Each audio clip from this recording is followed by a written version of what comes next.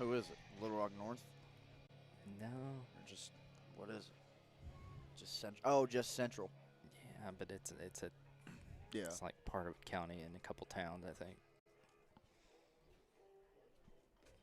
Good evening, ladies and gentlemen, and welcome back to Gravette, Arkansas Playoff Edition for Round 1 here of the playoffs. I'm Cash May, and welcome back a frequent but awesome returner of this show, Jeff Gravette, superintendent here of the Gravette School District. And Mr. Gravette, glad to have you back. How are you doing tonight? Appreciate it, Cash. Last time I was on, you were not with us that evening. I had a bunch of one-liners ready for you that I saved for tonight.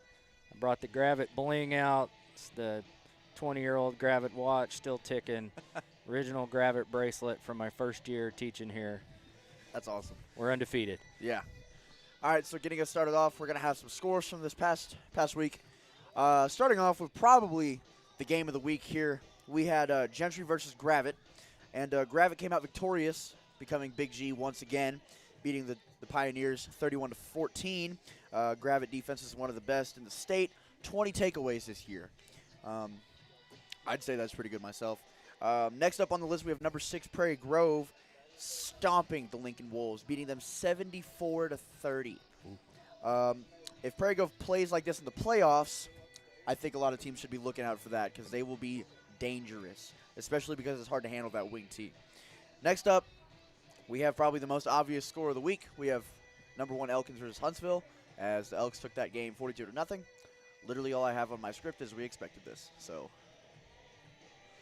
next up, we have Green Forest versus Berryville, and I believe this win actually is the reason that the Tigers are in the playoffs. I believe what our beloved host from last year, Brody Bohannon, was telling me was if Green Forest won this week against Berryville and Lincoln lost to Prairie Grove, right, Green Forest is in. And they successfully did it. They beat the Bobcats 37-13.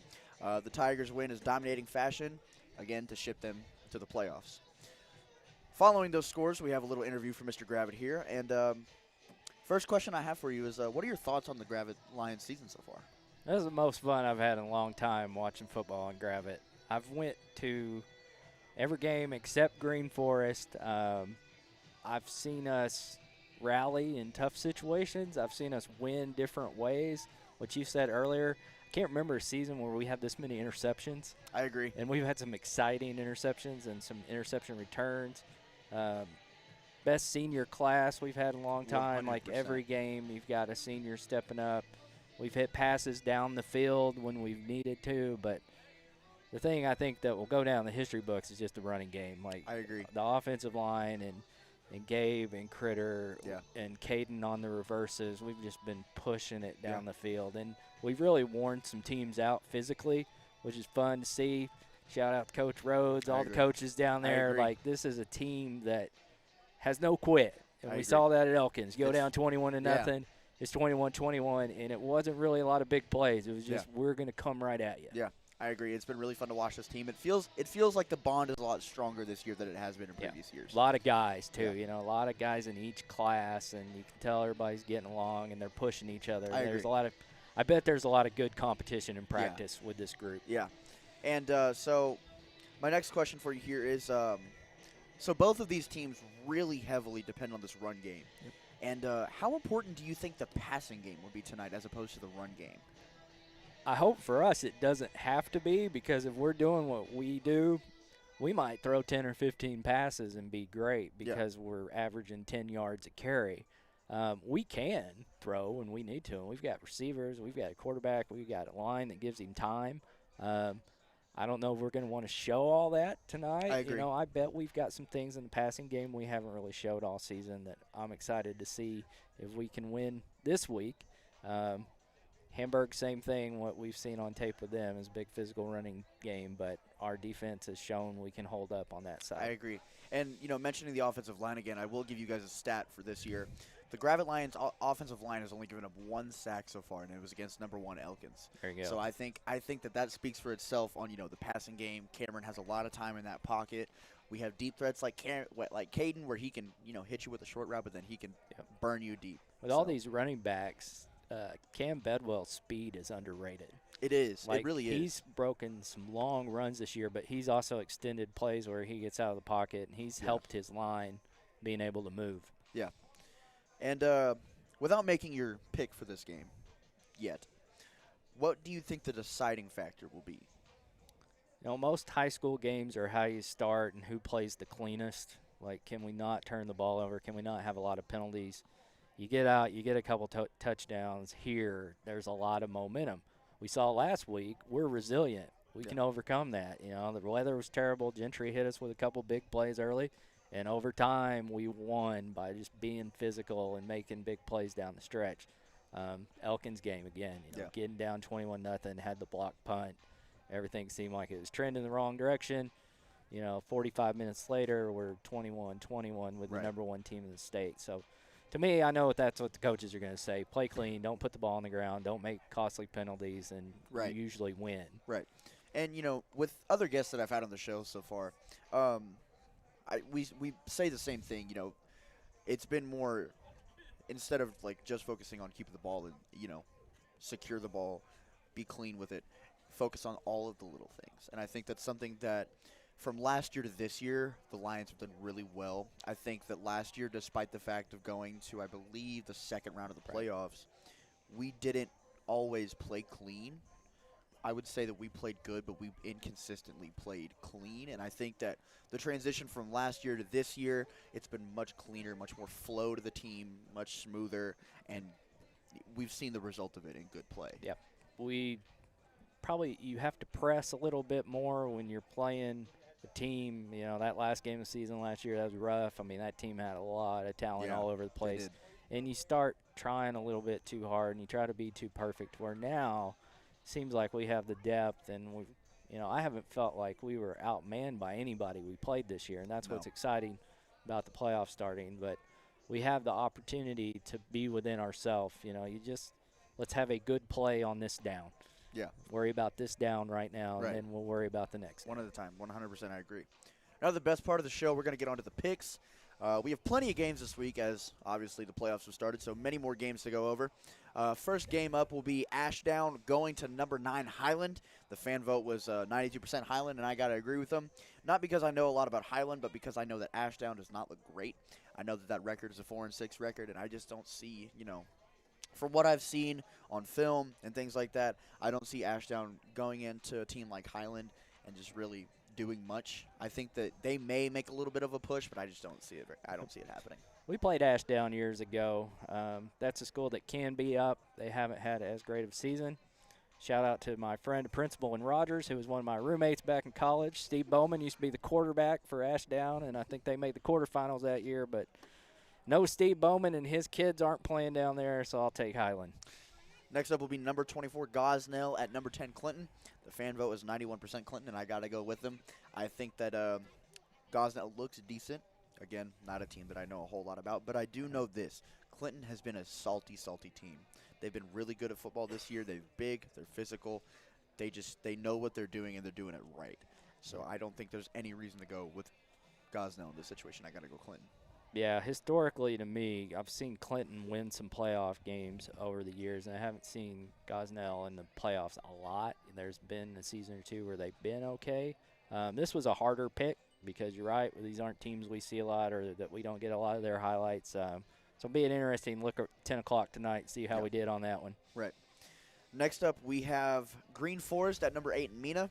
The fan vote was 89% Mina, and as much as I want to say in a serious manner that Green Forest is going to beat Mina because I really want it to happen, it's not going to happen. I'm going to have to go with Mina here. I really just think that they've looked great all season, and I think that, Green Forest, they squeaked their way. They found some momentum and squeaked into the playoffs. Good for them, but I don't think it makes it past this spot. Hopefully Green Forest can stay in the game. It's a great reward for that coaching staff and those players to stick with a program where they haven't been winning, and now they're in a playoff game. And if you had told me that a few years ago that Green Forest was going to be in a playoff game, I think they've got a lot of work to do. Yeah. I remember watching the tape of our game with them. They had a pretty big running back, and they put some points on us. So maybe Green Forest can keep it close, but I got to take Mina. Yeah. Next up, we have number 22 Pocahontas at number 18 Nashville. The fan vote was actually relatively close. We only had 54% for Nashville, but I'm going to go Nashville with them. again, the same thing that we said with Gosnell. Pocahontas is not a team I've seen a lot of. Okay. I've seen a lot of Nashville, and I've seen that they're a pretty decent team. Not a lot of Pocahontas, so I got to go Nashville here. The Pocahontas football team or the Pocahontas Commanders? What are we going with there? We'll go. I like the football team. I like think they should have football kept team. it there. I like or football team. club, maybe. Football club. Yeah, the fans are off on this one. Nashville wins this game pretty big, I think. Yeah. That's a hard place to play. We've actually played both of these teams over the years in the playoffs. We've been to Pocahontas a couple times. Nashville came up here in state semifinals. I just know that the tradition and the caliber of athlete at Nashville is probably going to be something Pocahontas hasn't seen all year. Yeah. Next up, we have the number 20 Central Cougars going to number 1 Elkins. Fan vote was 93% Elkins, and again, I got to go with them. Elkins is too good of a team, too physical, too dominant. They can throw the ball. They can run the ball. They can break down your offensive line. I'm going to say it right now.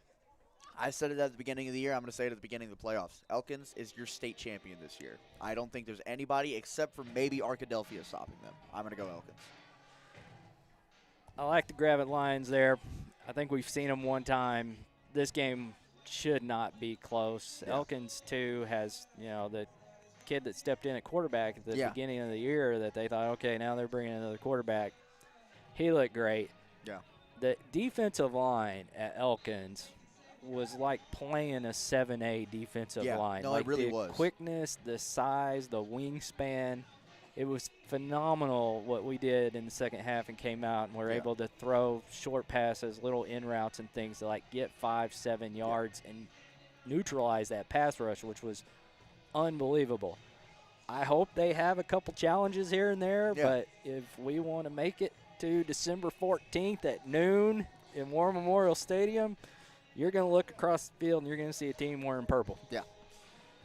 Next up on the list would be number 14 Gentry at number 11 DeWitt. The fan vote was 67% Gentry, and I got to say, they're wrong. I think they're wrong. And here's the thing with me.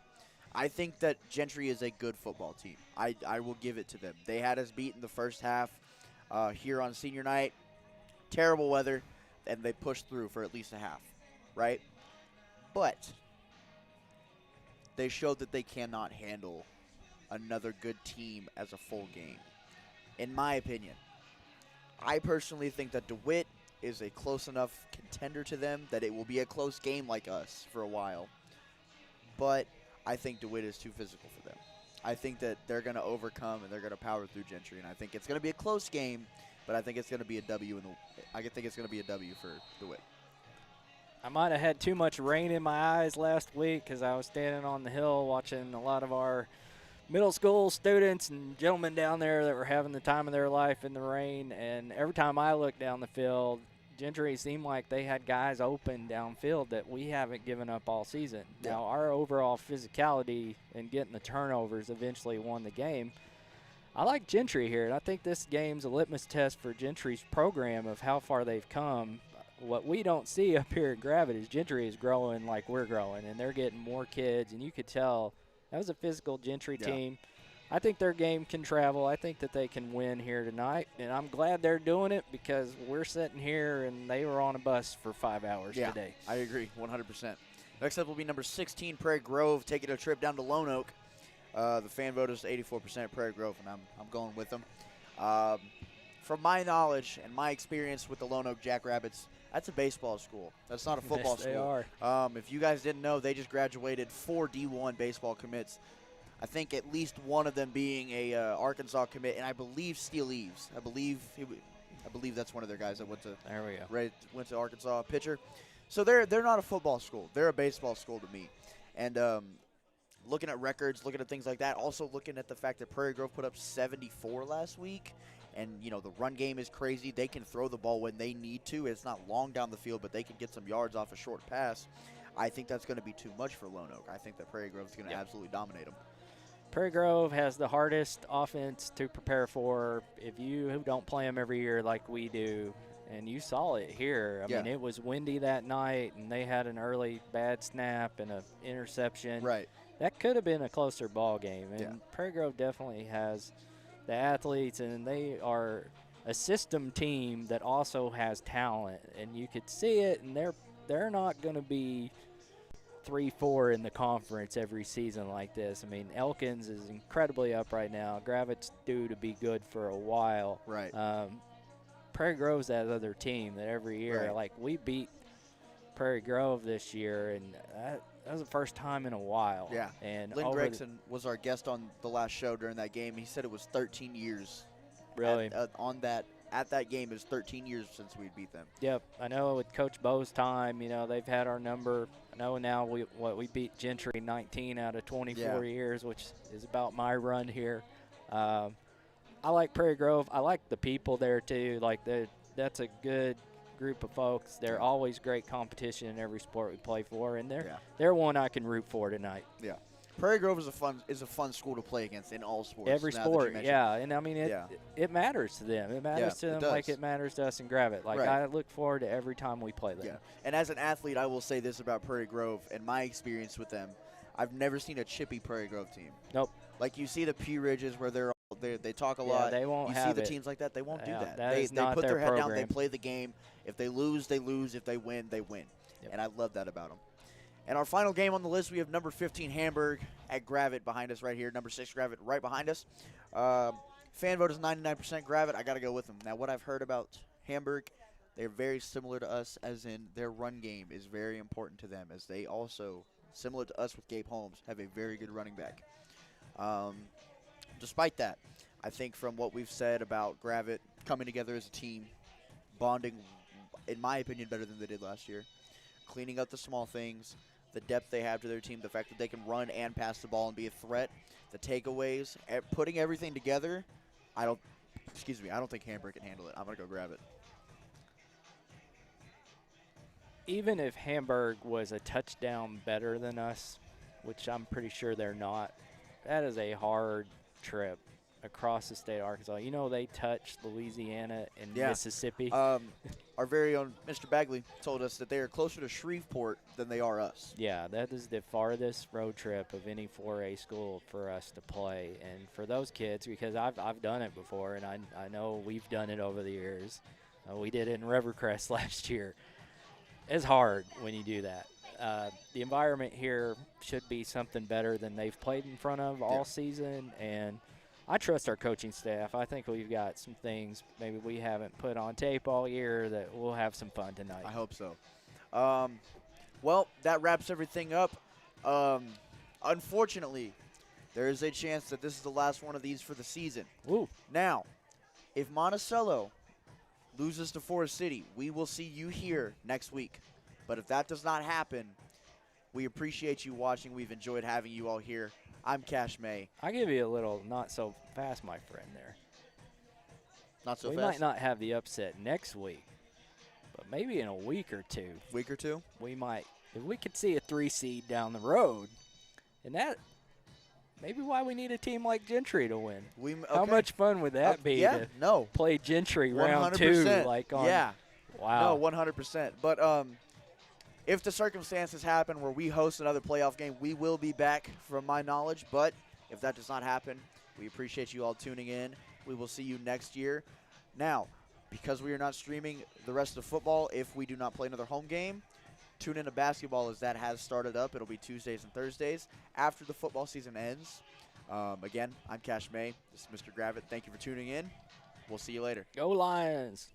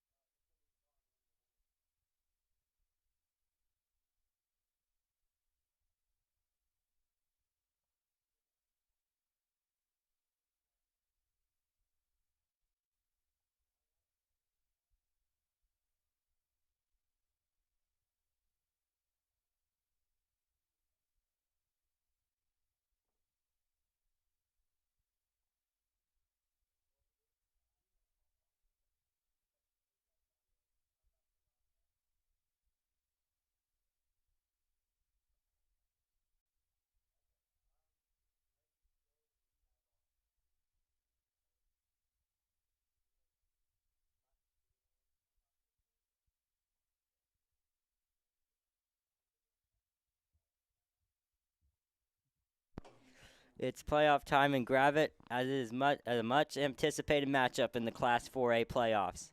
As it is the number 15 Hamburg Lions making the 6-hour trip up north to face the number 5 Gravette Lions. Hello, everybody. My name is Aiden McGaw alongside Aiden Wooten, and we have been waiting for the playoffs all year long, and Gravette got themselves a challenge here. Yeah, Hamburg coming in with a 7-3 record, but they are playing in the hardest district in all of 4A.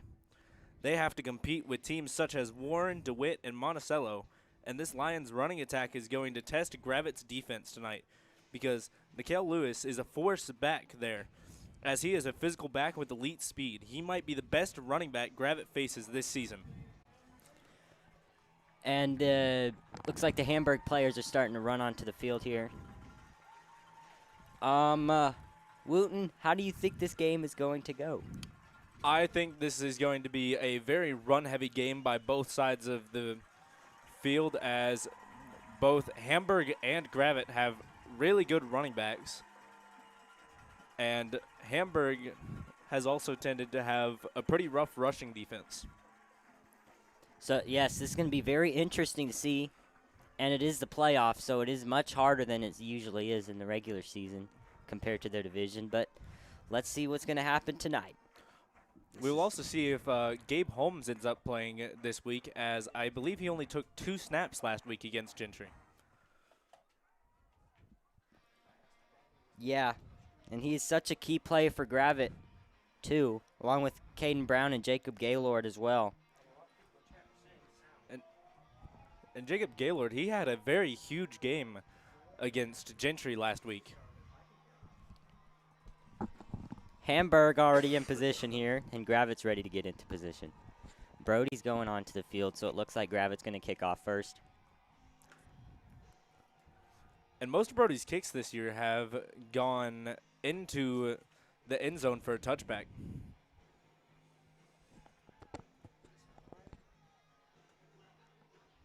These teams last played on November 18th, 2016, again in the second round of the playoffs, when Hamburg won 42-10.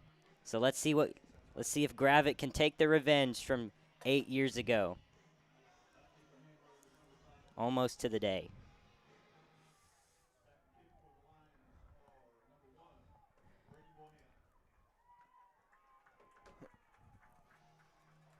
Brody Bohannon's already backed up. Ready to go. And Game 8 of the 2024 4A playoffs are underway now, as Hamburg's going to start receiving. Immediately knocked down. And it is a fumble. And I believe Gravette is the one to get on top of it, as I believe that is Kelton McDougal. That was a huge hit by Gravette.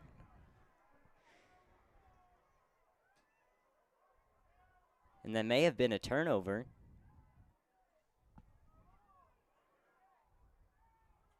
The refs are discussing.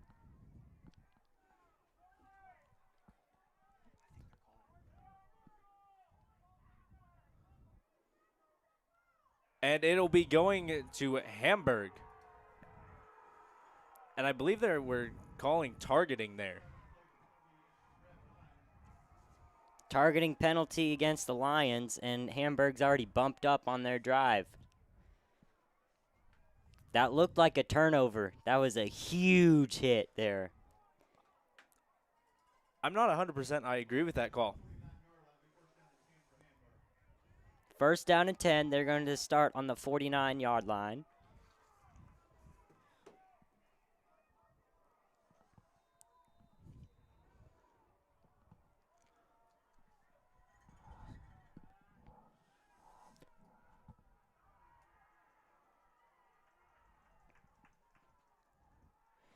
Looks like number 10 quarterback, sophomore quarterback, Caden Thomas, will be your quarterback tonight for Hamburg Lions. Handoff to number 5, and he's running along the right side and is tackled down. And that is Nikhil Lewis, who able to get some yards there. He has been a huge playmaker for the Hamburg Lions this year. And as we were saying earlier, it's going to be a heavy run game from both of these teams. I agree. Both of these teams have strong running backs. It's just going to be a matter of which defense can stop it. Fake handoff by Caden Thomas. A long pass, and it's overthrown. The intended target was number 11, Anthony Smith. And number 10, he was hit really hard as he was throwing that ball. So that's going to bring down 3rd down and just short. I believe it was also Pierce Elsey who had pressured the quarterback there.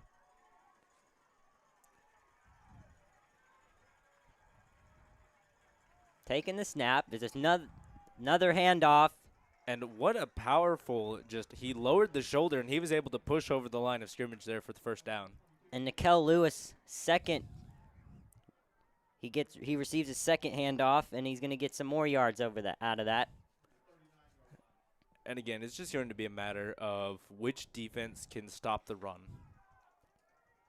And Hamburg is off to a great start so far. Another handoff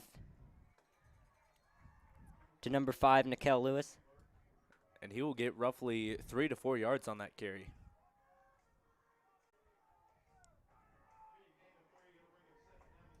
Second down and 7, a gain of 3 there.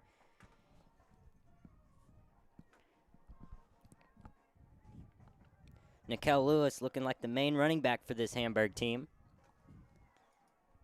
One of their key offensive players. Caden Thomas, a long pass, almost picked off as it bounced off the arms of number 11, Anthony Smith. And back there to try to intercept it looked like was Eric Vogt, but it just slipped.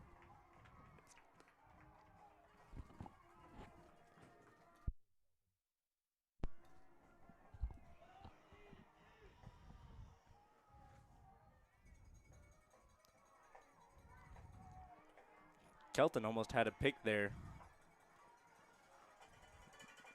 but it just bounced right out of his hands. And it looks like he wasn't expecting that ball to go straight through his arms either. Caden Thomas running along the left side, and he's going to get as much yards as he can and run out of bounds for a 1st down for the Hamburg Lions.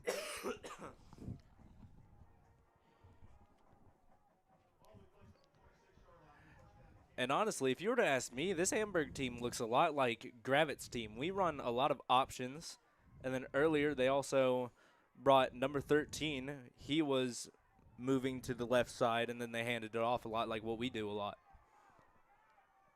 Yeah, we're seeing a lot of handoffs so far, and a lot of throws. A little bit of mix of both. Sweep to number 4. Number 4, Kayvon Brown. Their junior wide receiver. And he looked like he was able to make as much open space as he can and slip right through.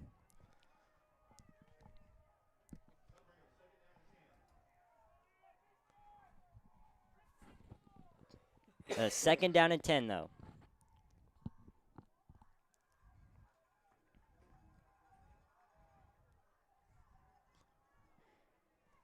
Caden Thomas, a long pass, and he is met immediately by Eric Vogt. To number 13, Colt Tubbs, and immediately drilled down right after he caught it. 3rd down and 8, so he was able to get some yards out of that. Probably not as much as they'd liked, but still some yards out of it. Regardless. Honestly, this Gravette defense has played really well this year. And the crowd is now chanting LDC. Lion Destruction Crew runs down the middle.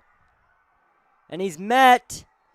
And he is in for the touchdown. And the Lions of Hamburg strike first in this game.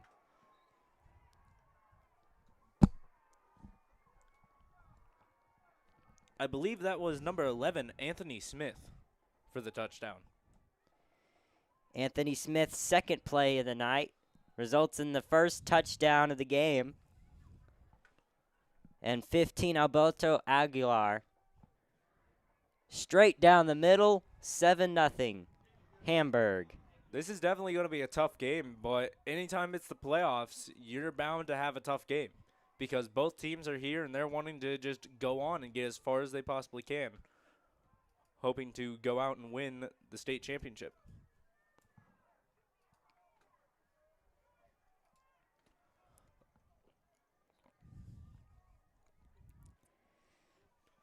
So both teams are going to huddle up here and decide what to do next. Hamburg already rolling through.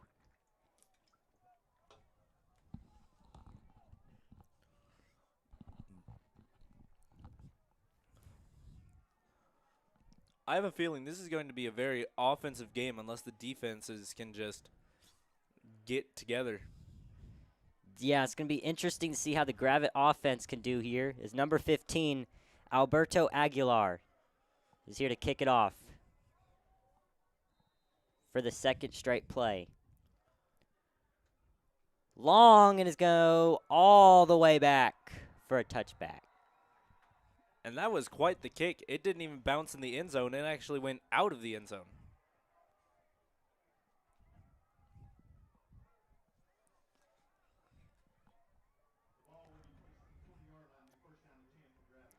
First down and 10 for Gravette. They're going to start at the 20. Let's see if they can tie it up here. And Gabe Holmes will be in the game tonight after not playing last week against Gentry.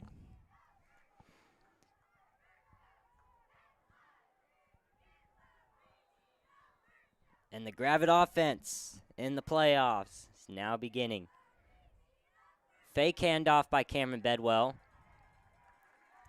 to Gabe Holmes. Gabe Holmes. He's going to get some yards out of that. A gain of 8 yards. Second down and 2 now. And that is just Gabe Holmes doing what Gabe Holmes does. He has been an amazing rusher this season. And he's already off to a great start like he usually is.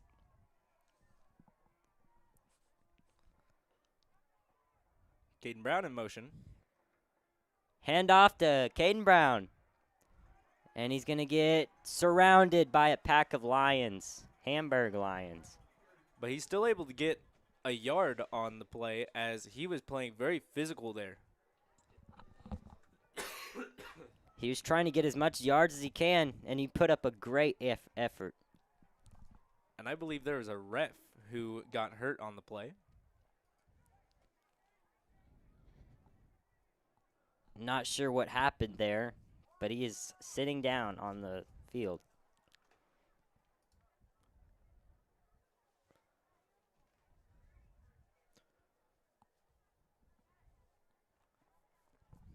It's tough to see players go down, but refs, you don't see this very much, but it's also tough to see it.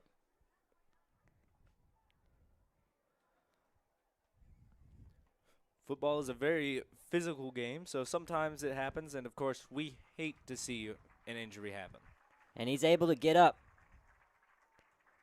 Walking very slowly, of course. Let's hope he is okay.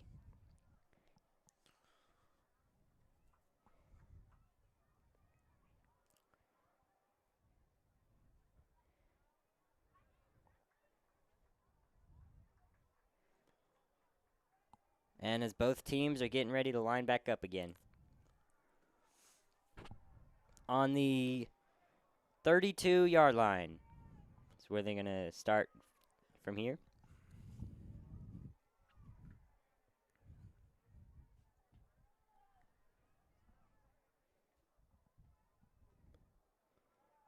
And it looks like the referee is okay, which is great to hear.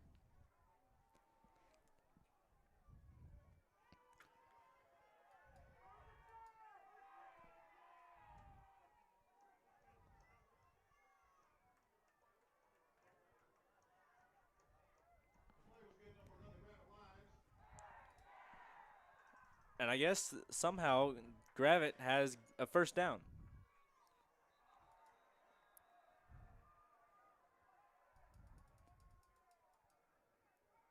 And an obvious false start by Caden Brown. Just got a little antsy there. He was just a little fast, and I actually believe that is his first false start penalty on the year. You don't see it from Caden Brown very much. So I would agree with you there.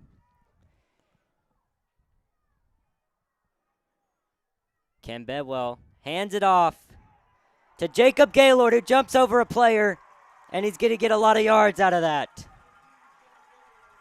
I believe that is another first down for Gravette as well.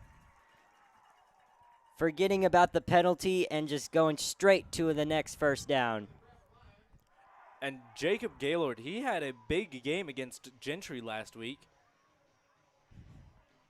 Very big game. And that was a bit of a tough one in the first half, as the rain was very effective to both teams' game plans. But Gravette was able to focus up and get the win.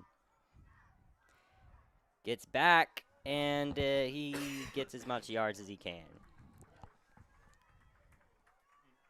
And again, as Cam I Bedwell. said earlier, both these teams' schemes look a lot alike. These teams are playing very similar, so this is going to be a very close game. Although I will say I think Hamburg does pass a little more than we do. Yes. And longer passes, too. We've seen only handoffs so far in this Gravette drive. Let's see if we'll keep seeing that. Cameron Bedwell's ready for the snap. But a flag is thrown onto the field against Gravette. And they're going to get pushed back for the second time this drive.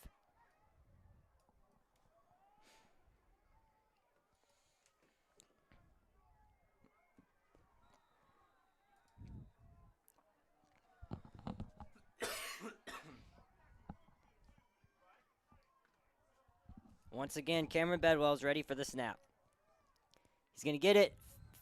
Fake handoff. And he's running with the ball. And he could not get that ball anywhere except 10 or so yards in front of him, straight to the ground. But at least he did not take the sack there, and he was able to throw it, as it looks like he's holding on to his leg a little bit, possibly a little roughed up from the hit. And yes, he is kind of limping there. And he's going to go out of the game. And it will be Hudson Harris at quarterback, the sophomore.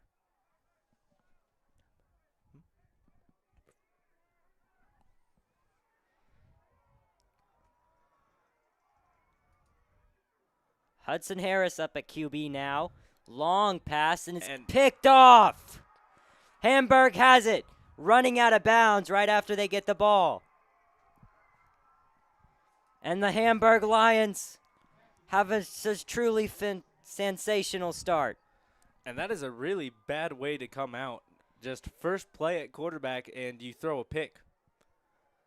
That is not the way you want to start the game, but you cannot let plays like that bring you down. You have to keep your mindset up the entire game.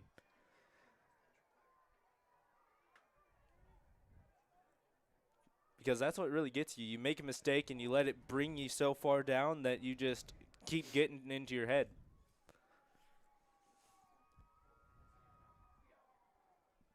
And Hudson's going to be very disappointed out of that, but hopefully it doesn't affect this rest of this game too much. It's always disappointing when you throw a pick, but this team has a ton of leaders. But a player down.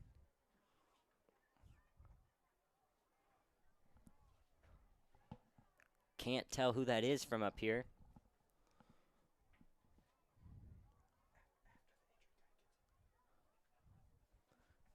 Wait.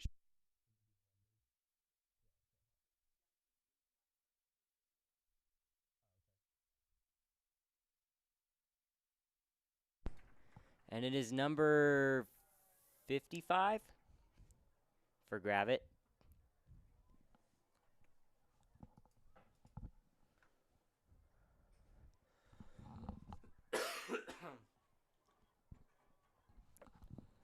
Who is limping intensely.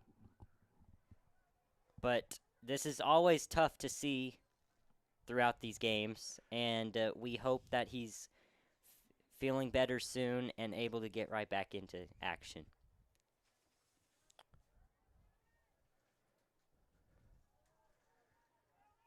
And it's now time to talk about Hamburg's impact players. On offense, they have Nikhil Lewis, number 5, at running back. And on defense, they have Peyton Sellers, number 9.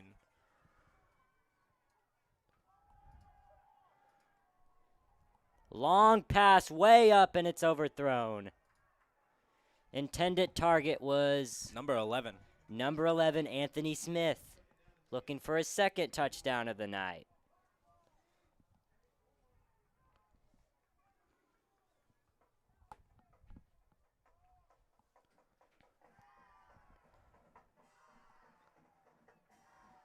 And that was number 21, Kelton McDougall, on the coverage. And he has played really well this year. And that will be a run to number 5, Nikhil Lewis, as he will get a first down for Hamburg Lions.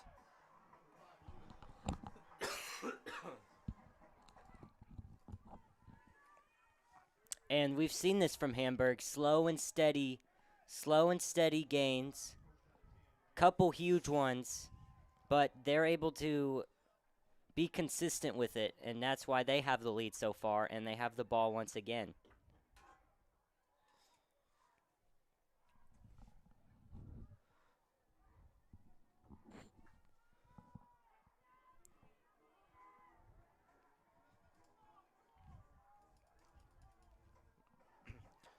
That'll be another run. Another handoff to number 5, who's finding space, And he running will get along knocked the out of right, bounds and he slid out of bounds. by number 35, Logan Wolf.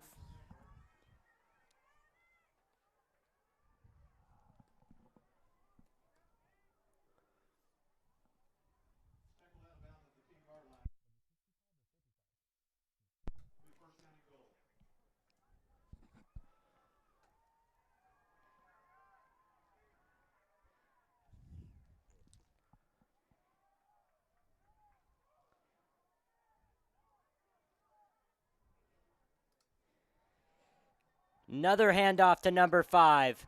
Slides right in. Touchdown, Hamburg. Nikhil Lewis doubles the lead for the Lions team that is 6 hours south. We've also seen this from the Gravette defenses. The Gravette defense kind of starts out a little slow at the beginning of games, but starts to pick it up as times go on. The kick is up, and it is good by number 15, Alberto Aguilar. 14-0.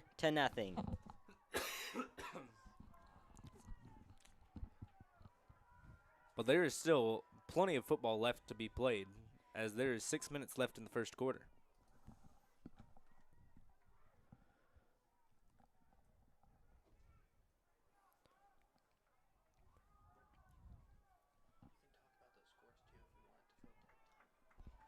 And filling you out with the other 4A scores so far in this first round, Gentry's leading DeWitt 14-0.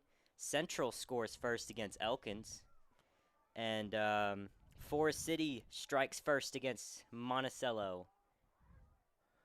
And that is a shocker to me, honestly. I did not think that Monticello would be losing to start out the game against Forest City. Yeah. And Aguilar, number 15, is ready to kick it off again.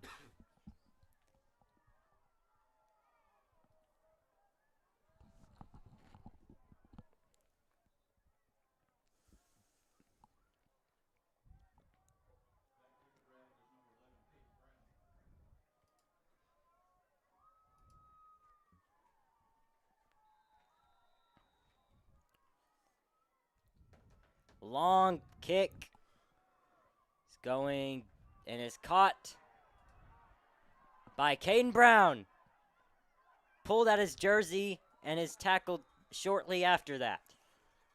And the impact players for Gravette, on offense, you have Caden Brown, number 11, at wide receiver. And on defense, you have Jacob Gaylord, number 22, our linebacker. who also does take a few snaps at running back every now and again.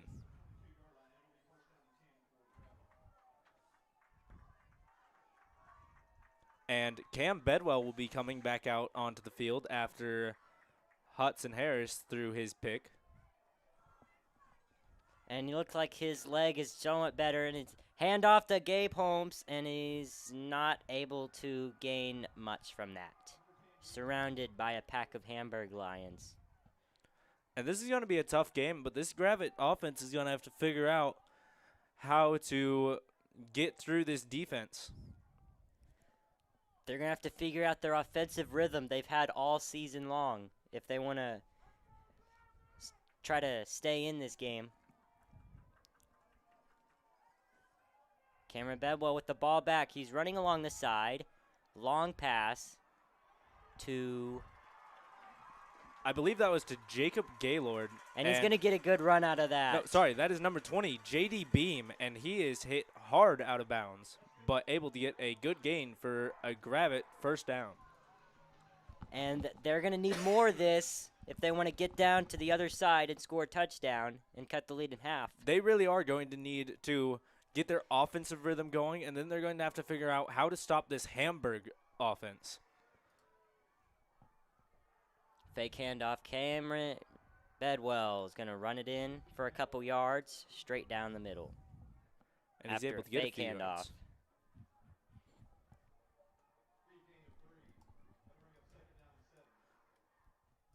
Gain of 3 for Cameron Bedwell there, making it 2nd down and 7.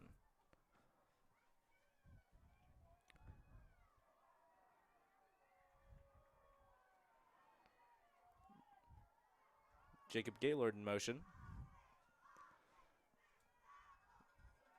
And that is a give to Caden Brown. Caden Brown running along the left side.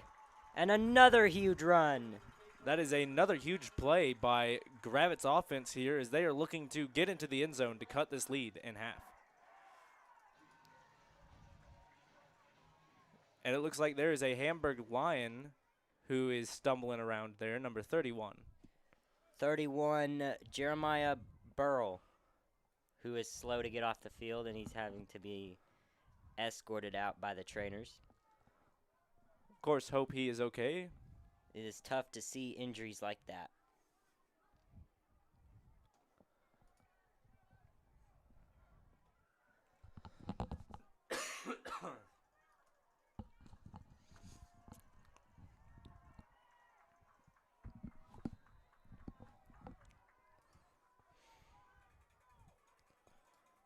And it looks like the Gravette Lions have started to find a bit of an offensive rhythm here. Hopefully they can keep that up. And take it all the way down. Cameron Bedwell hands it off to Gabe Holmes. And gets a short run out of that, but is immediately surrounded. I believe he's able to at least pick up about 3 to 4 yards on that play. That'll be a gain of 4, making it 2nd down and 6 for Gravette. And Cameron Bedwell will be coming off the field. And Austin Wolf will be checking into the game. Gabe Holmes has put his quarterback for the first time tonight.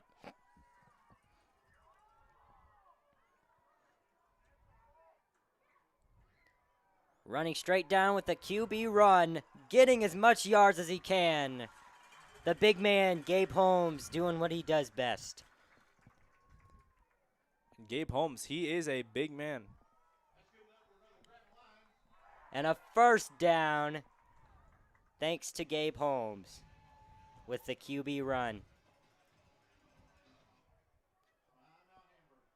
Hamburg timeout as their defense is starting to weaken a little bit, as Gravette's starting to find their rhythm. And it really is. Whenever Gabe Holmes starts to find his rhythm, the offense will start finding its rhythm and start getting their steps going. Now they just got to carry this to the end of the field. And then that momentum can push them even farther.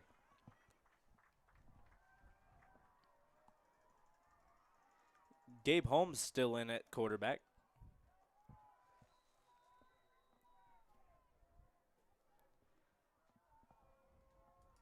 Another run immediately, and he's tripped up. But he is still able to get 4. And it looked like he was going to get more, but then he was tripped up there. But he is so excellent at running. He is one of the star players of this entire team and the entire season for the Gravette Lions.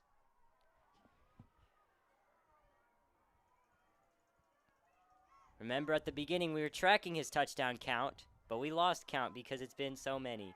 Gabe Holmes, another rush, but a little shorter run.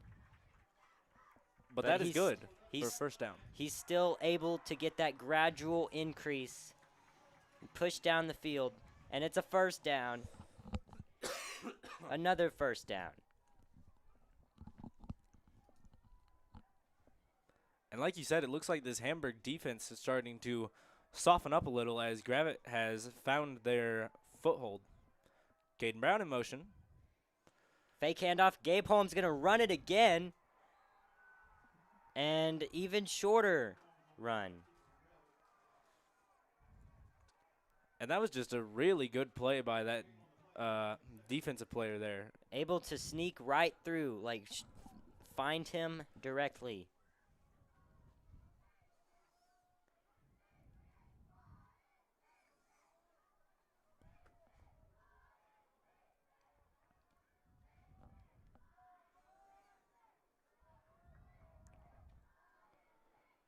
Cameron Bedwell in at quarterback.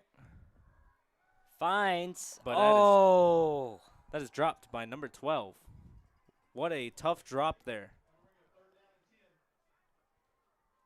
Intended target was James Marta, but it slipped right out of his hands. And that is a tough one.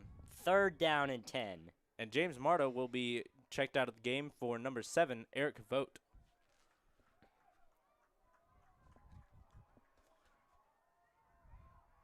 Cameron Bedwell back as quarterback. Going to need a huge play here.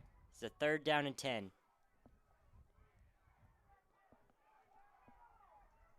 Gabe Holmes lined up as a... Finds Eric Vogt on the left side and finds a opening space to get through, but it's tackled right after that. Like I said, that gradual increase. Are they going to go for it or not?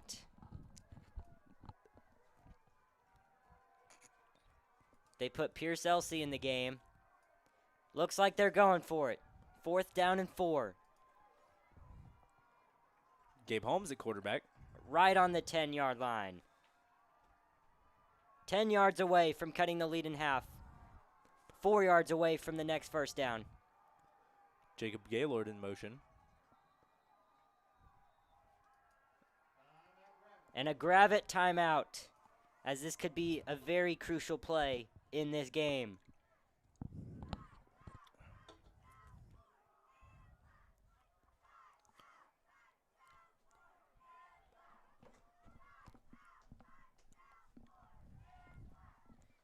And like I said, with 50 seconds to go in this first quarter, Gravette's going to need to hurry up here. Because Hamburg scored on every drive they've had. Looks like the Gravette offense is starting to find their rhythm. We just need the Gravette defense to do the same. They were a little better in this second drive for Hamburg, but they're going to need to be able to stop them. I'm sure that if the offense is able to put some points out on the board, that's going to motivate the defense to stop Hamburg from scoring and just putting the ball right back into the offense's hands as our offense comes back out with Gabe Holmes at quarterback.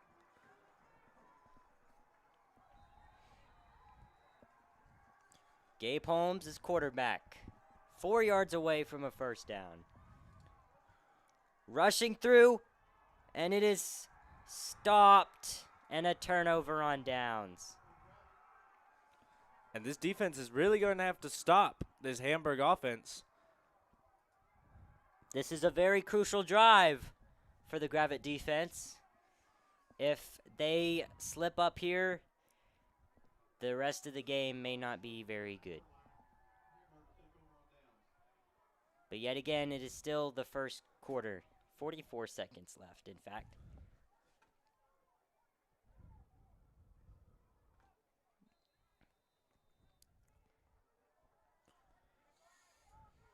And as time goes on, this defense does get better for Gravette. That's just kind of the way our team has played, is just as more time goes on, the team gets better.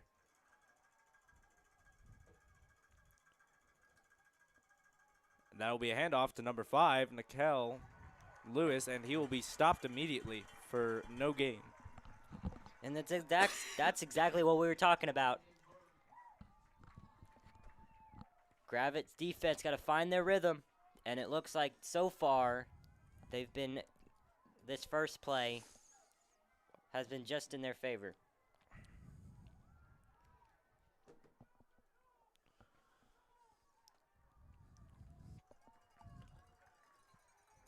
And they're just going to run the clock out, bringing it into the second quarter.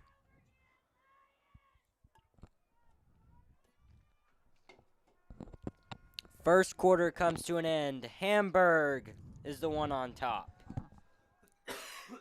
And an amazing start for them. And this will be a very tough game, but I have a lot of faith in this Gravette team, as do these fans here. Yes, I believe that Gravette's going to come back and make this close.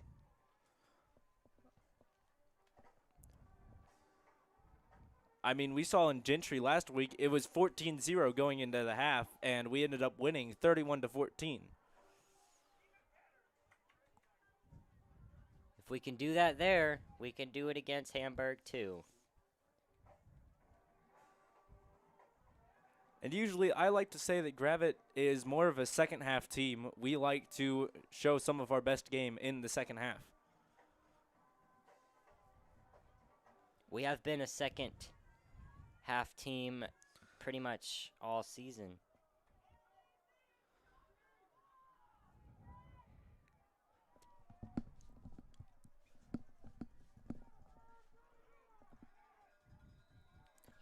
And we start in the second quarter. Central is leading the Elkins Elks 24-0. Gentry leads DeWitt 14-6, and Monticello leads Forest City 14-12. Caden Thomas getting ready for the snap.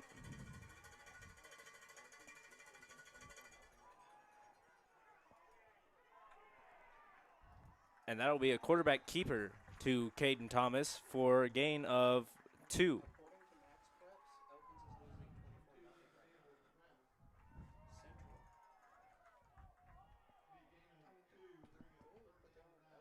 And now it'll be 3rd down and 9 for the Hamburg Lions. And also, for the other scores, Pottsville leads Malvern 13-7. Blytheville and Heber are tied at 14. And this Gravette Lions crowd is getting really loud here for this play. Number 5 in motion. And it'll be a quarterback keeper up the middle. Caden Thomas running along the right side. And he will get the first down, as no one could bring him down.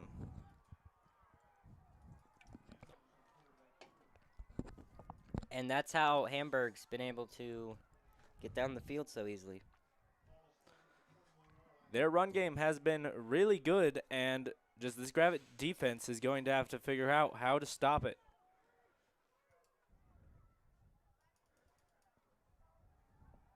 As it's back to a first down.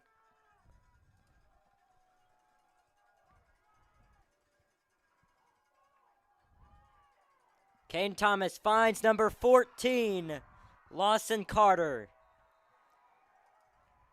And a big play there for Hamburg.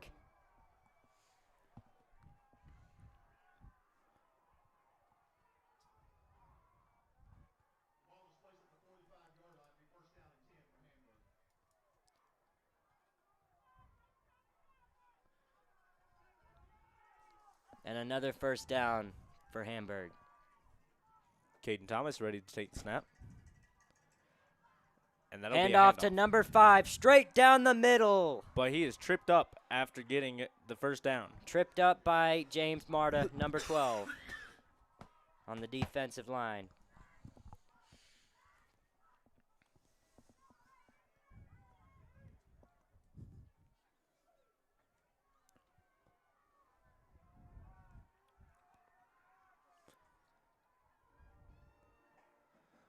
And that'll be a pass. High up, off. And it is broken up. Looks like bounced off the helmet there from this vantage point. Intended target was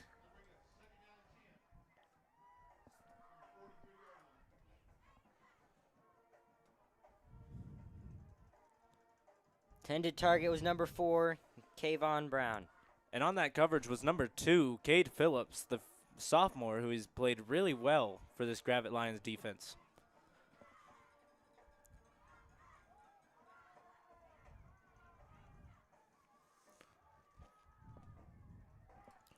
Kane Thomas hands it off to Nikel Lewis once again and straight down the middle.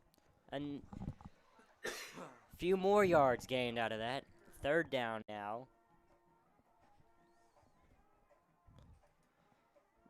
This is a very tough game for Gravette, but they are going to need to get the stop here. It's going to be a big stop for them if they could get it. They need it. 3rd down and 5.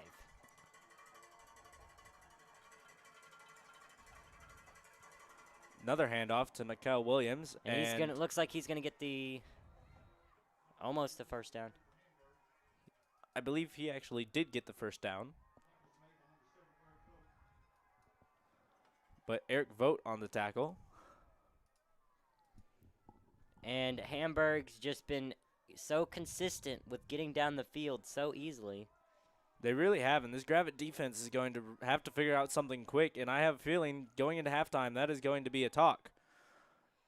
And it looks like slightly overthrown to number 4. Off the fingertips of Kayvon Brown, just to the right of him.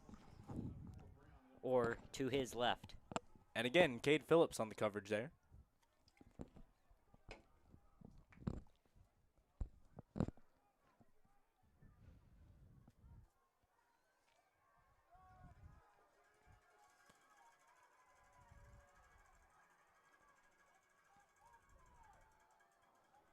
Another handoff to Nikel Lewis, who's been excellent at the running game, the junior running back. He will get taken down about a yard short of the first down. 3rd down and 2.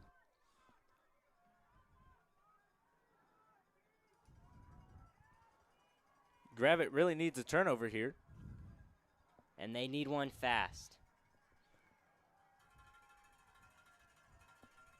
This defense really needs Hamburg to make a mistake.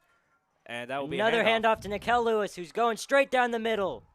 Huge play for the Hamburg Lions. And Nikel Lewis, 3rd straight big run. And he will be down around the 10-yard line. 10 yards away from a 21-0 lead.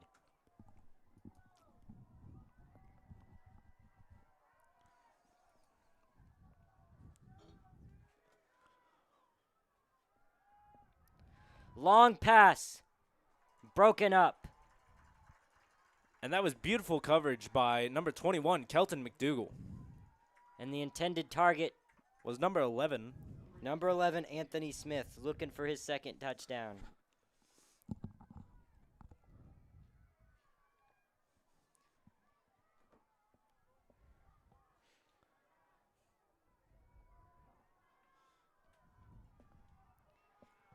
Kane Thomas back at quarterback.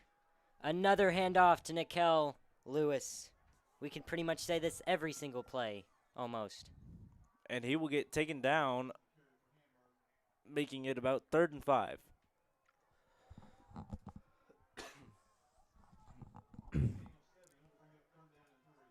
Sorry, no, I lied. 3rd and 3.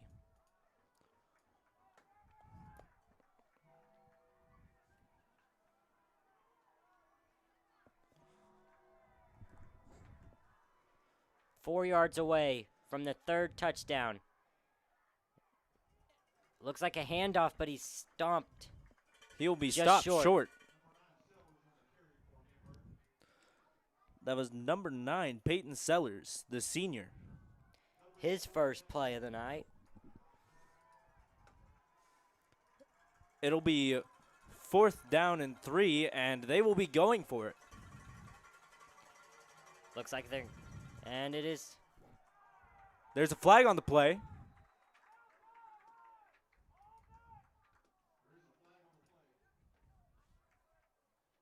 And that'll be on Hamburg. And it's going to push them back just a little bit. And Gravette really needed that.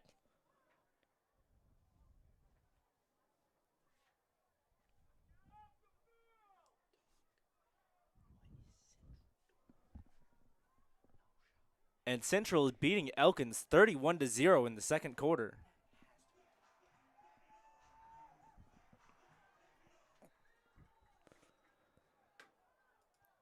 And Hamburg will be bringing out the field goal unit. There's 4th down and 6 with 7 yards away from the 3rd touchdown. And we did stop them from scoring a touchdown, but they will. Not as much points as they usually get. So this should be some sort of momentum booster. But it's going to be missed. No good. Wide left. And this could be a huge momentum shift in this game. And I guess you could count it as a successful defensive stop. And to answer the question of if Elkins was undefeated, yes, they were undefeated. And most people picked Elkins to win the state championship. And they are losing 31-0 to number 20 Central. I believe they did make the state championship last year, but I believe they lost. They lost to Harding in the semifinals. But they almost made it.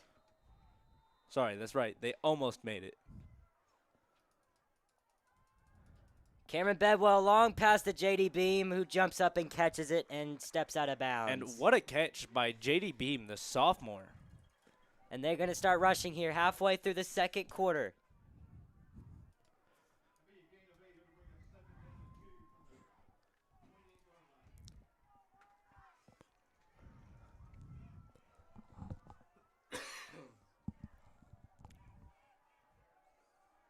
This could be a huge drive for the Gravette Lions here. And that is a run to Gabe Holmes as he is close to the first down. Actually, no, he gets the first down. Just got to rely on Gabe Holmes. If you're short of a first down, hand it off to him. He's going to run straight through.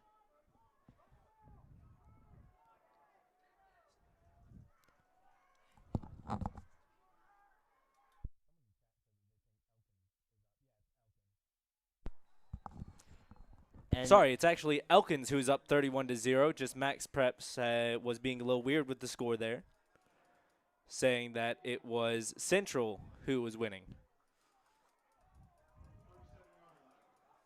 So very sorry about that.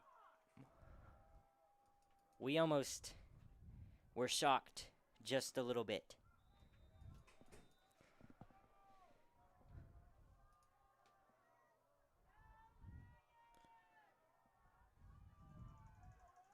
And there's deciding what to do here as they're getting lined up. 5.5 to go. 2nd down and 6. Cameron Bedwell's quarterback. Fake handoff. He's going to run inside himself. And he's going to get hit hard slammed down. by number 9, Peyton Sellers, the senior.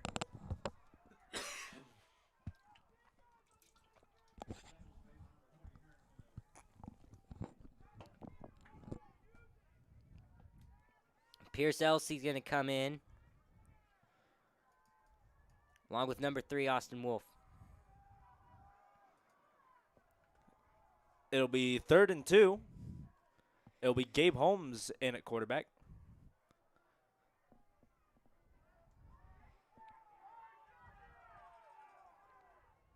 Jacob Gaylord in motion. Immediately running in. Find some open space. Gabe Holmes going down, 35-25. 10, and he's he- tackled down at the 5 or 6 yard line. And that was a huge run by number 10, Gabe Holmes, one of our big key offensive guys. And that is the biggest play that Gravette has had this game. First down and goal, just over 4 minutes to go. Gabe Holmes rushing inside and pile up there. Gets a couple yards out of that.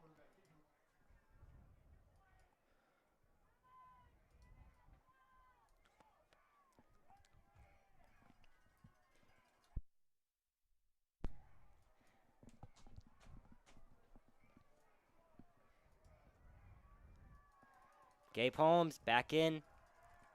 Quarterback again. He may rush it. Caden Brown 3 in yards motion. away. Fake handoff to Caden Brown. He's going to rush in. Gets it to the touchdown. Gabe Holmes. And he has scored so many touchdowns for Gravette this year. And there's just another one. One more kick can cut the lead in half. And it'll be Brody Bohannon, the sophomore, to kick the extra point. The Golden Boot all season long.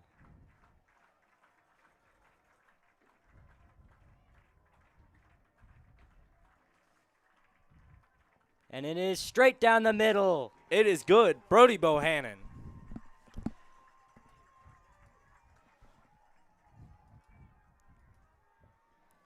And Gravette is back in the game.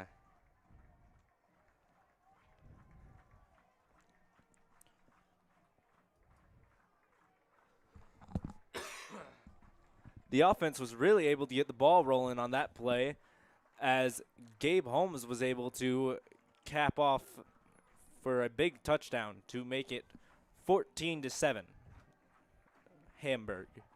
And after this game scoring update, we go down to Highland, who's leading Ashdown 2-0.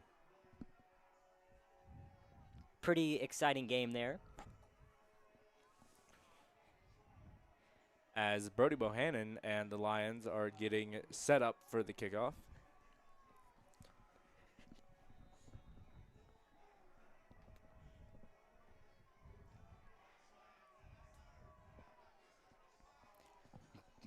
The golden kicker, golden boot, Brody Bow, 3:35 to go in the first half. And it's going to go way back. And he drops it, goes into back out of bounds for touchback, looks like. And that was number 4, Kavion Brown.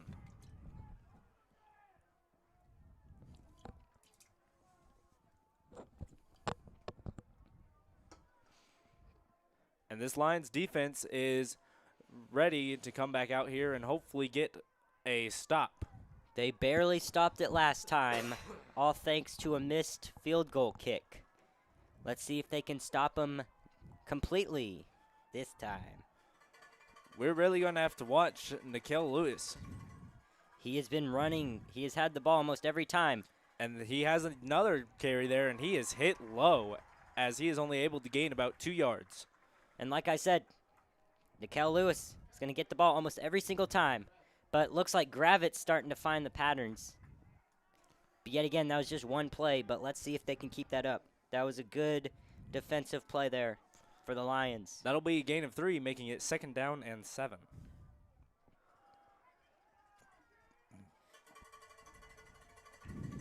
Caden Thomas, Another handoff to Nikel Lewis again, and Eric Vogt tracking him down, and is another tackled out of bounds by a pack of Lions, Gravette Lions.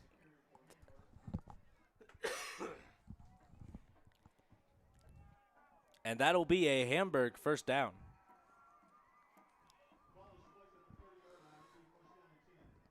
And a first down for Hamburg. Just under 3 minutes to go in the first half.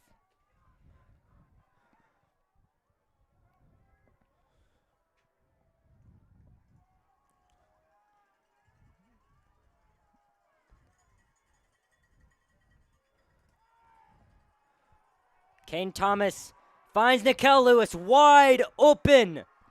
Going 20, 15, 10, all the way down for a Hamburg touchdown. And doubles the lead once again. And that was just completely blown coverage. No one was even there to guard it. I don't know what happened there. And Chad Martin called correctly. And this will definitely be a tough game, but never count Gravette out completely. I have a feeling coming out of halftime, they're going to bring their A game. They are usually a second half team. We saw that last week against Gentry. Because with Gentry, it was 14-0 going into half. This one will be pretty much same point deficit.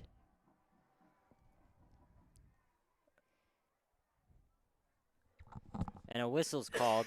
Whistle's blown there.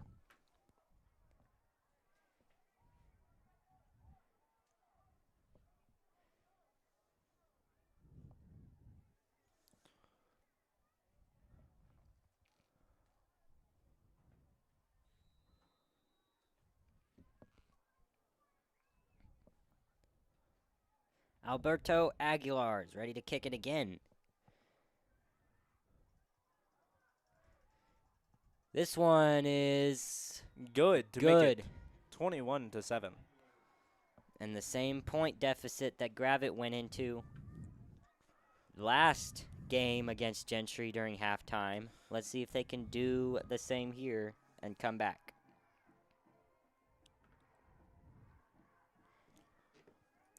And there is still 2 minutes and 40 seconds left in the half. So Gravette very well could march down the field and get a touchdown before halftime. And if not a touchdown, they could at least go for a field goal to at least cut the lead by a little bit. And they have time to do that. Less than 3 minutes. 2:42 in the first half.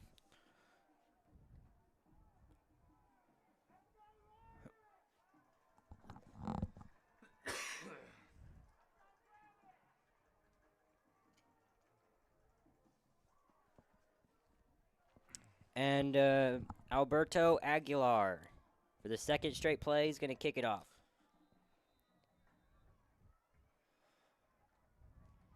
Way back, and for That'll a touchback.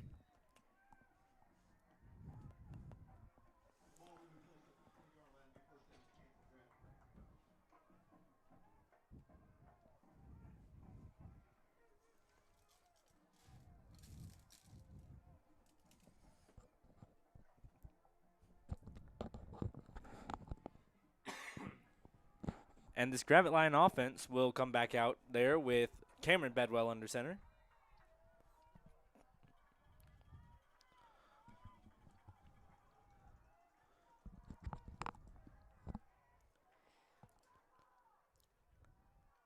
Fake handoff by Cam Bedwell, who's going to throw it at the ground as he's getting rushed out of bounds. He was getting chased down. And rather than taking the sack, he just throws it. And honestly, that is a smart play, as that would have been a big loss for the Gravette line offense.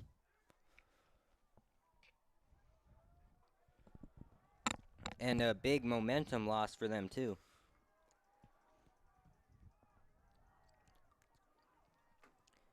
Monticello is leading Forest City 27-12.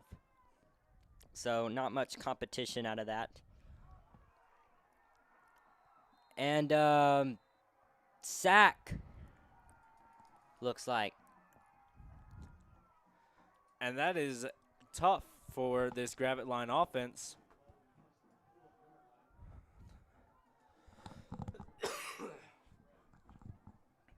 Usually this offensive line plays really well, but it seems like the Hamburg Lions defensive line just overwhelmed them, as there were two guys in Cameron Bedwell's face.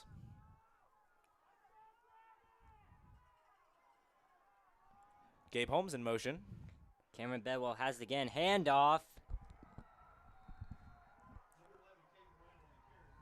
Caden Brown gets the ball after the handoff, and he's going to get a few yards out of that.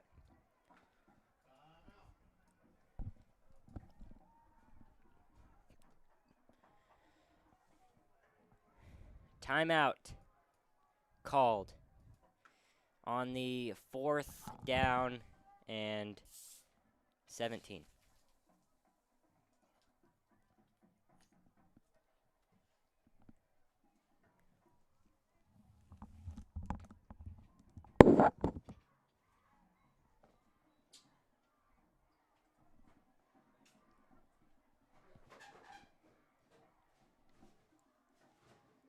As they're getting ready to line back up into the next action, which is going to be a punt, 4th and 16. Probably one of the worst offensive drives Gravette has had all season. Brody Bowe kicking it off high up in the air.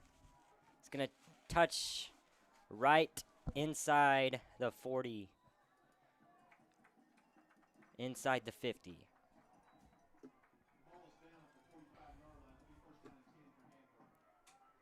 And Hamburg's going to start their next drive on the 45-yard line.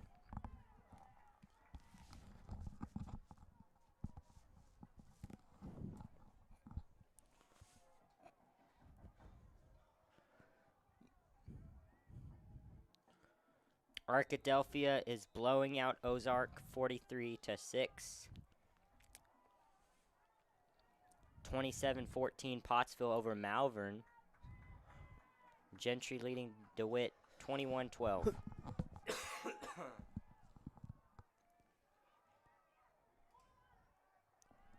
Caden Thomas at quarterback. Running along, short pass to Nikel Lewis. And that is Jacob Gaylord on the tackle. Down. And he is playing tough, as that was a hard hit. And I believe he ripped the football out of his hands there after he was down.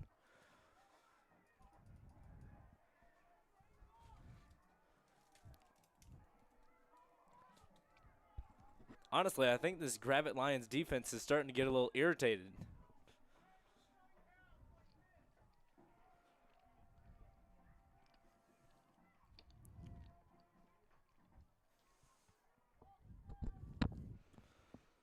Seems so. They're not able to stop this Hamburg running offense, especially Nikel Lewis. And a penalty on Hamburg's going to push him back a couple yards.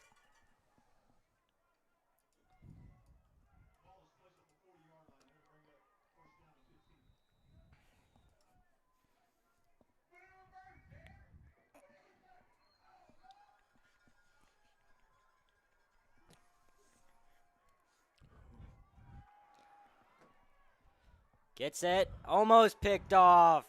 And that is a big defensive coverage play by none other than Cade Phillips, number 2. Who almost picked it off, but it bounced out of his hands. 1:04 to go in the first half.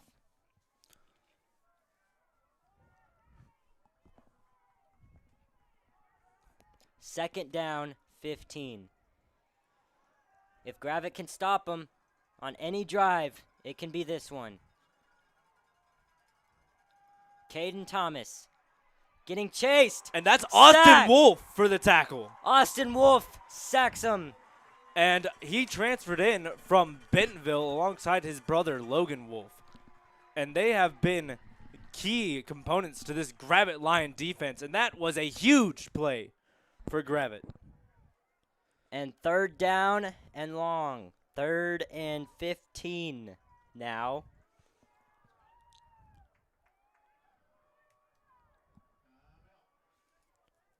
And a timeout is called. One of the biggest defensive drives Gravette has had in this game.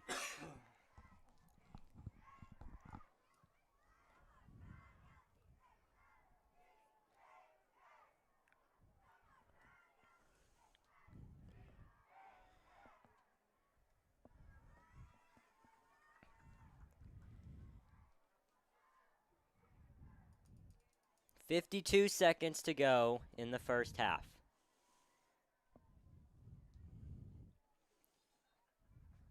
This game really could come down to the wire. It's very well possible this game could end up going into overtime, if you ask me. Especially if this Gravette team comes out swinging in the second half, like they usually have against better opponents. And so many momentum switches in this game. Very big play for this Gravette Lions defense here. Caden Thomas trying to run it along the side. Find some open space. And it is fumbled. Fumbled, but they get it back. But it's still a fourth down.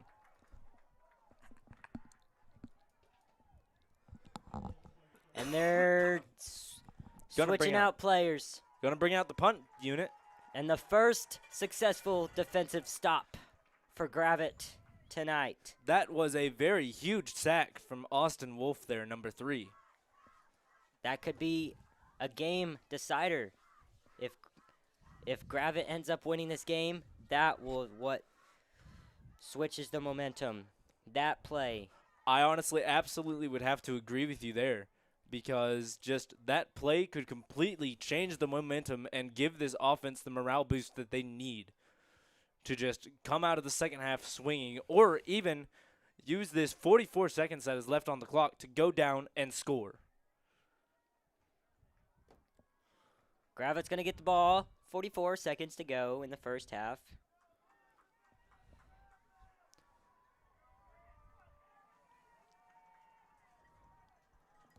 And their same kicker as it's always been, Alberto Aguilar.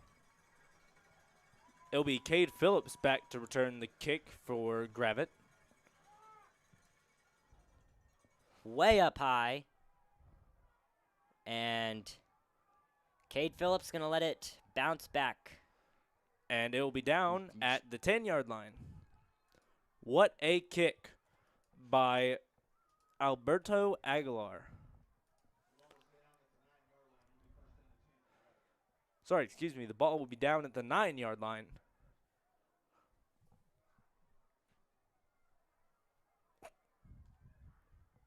And Ashdown has the first touchdown of the night in Highland. It's leading 7-2. Clinton stomping Gosnell 35-0.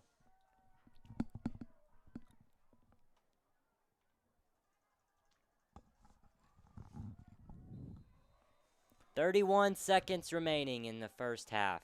Cameron Bedwell is quarterback.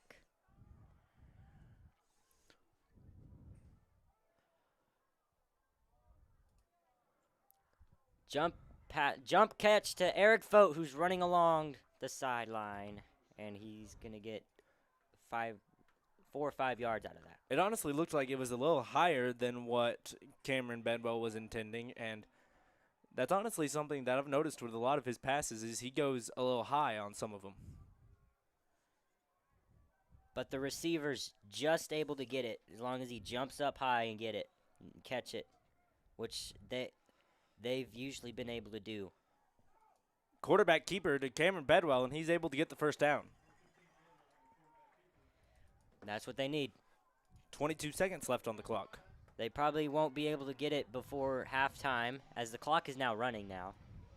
But let's see if they can carry this momentum to the second half, which is their best half. Cameron Bedwell running it in again, and is surrounded.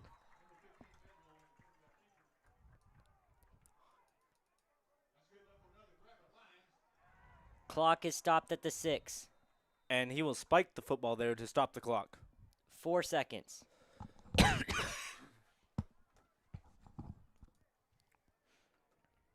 Thank you, James Carpenter, for the scoring update. Warren is leading CAC 35-0.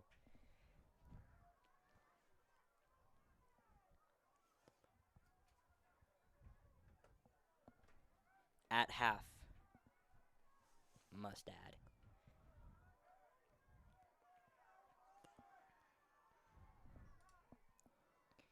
Cameron Bedwell. Long pass. It's Caden Gets Brown. it. Caden Brown. Running. He's going. 12, And he will 15, be 20, going 15, in for the 10, touchdown. all the Caden way Brown, number 11. at the buzzer. And we will as be time going into the half. expires. That is possibly the biggest play of the night by none other than Caden Brown. And after the buzzer expires to end the first half, Caden Brown takes it to the house And it'll be Brody Bohannon for the extra kick, for the extra point. for the last play of the first half, guaranteed. To cut the lead to 7.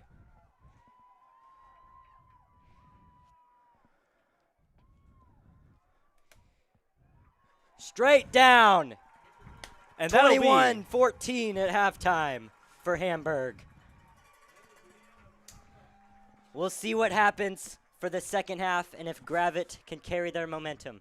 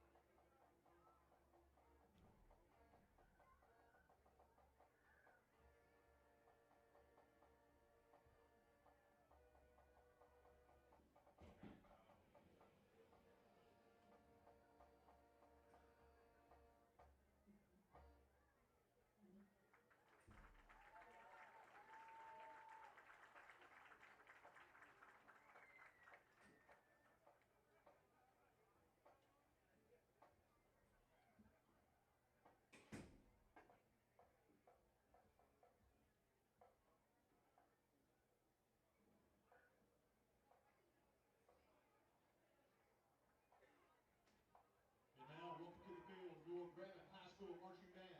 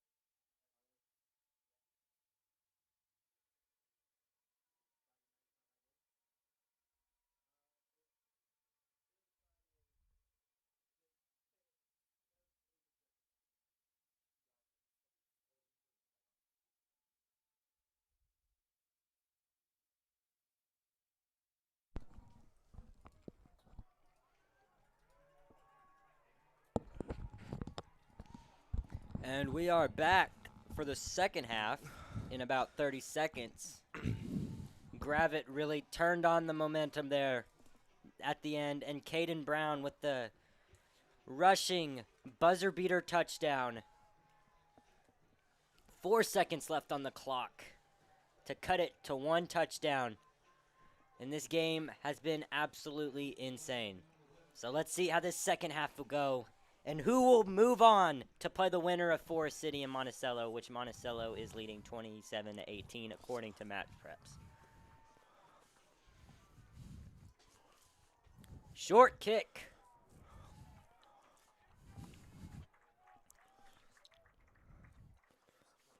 And they're going to pile on top of it. And tried going for the onside there, but Gravette is able to fall on top of it as it is Logan Wolf, number 35.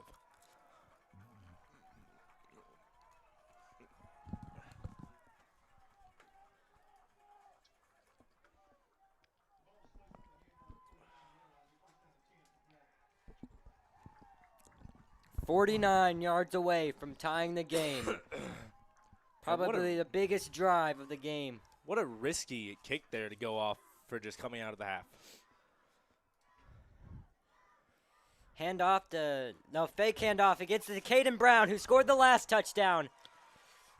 And he's getting huge gains there inside the 30. First down.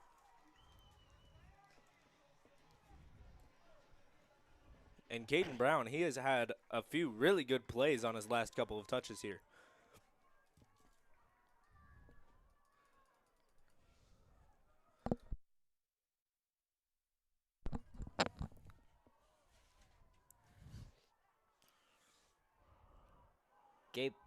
Gabe Holmes gets it immediately. He's getting some yards there too. Just outside the 20.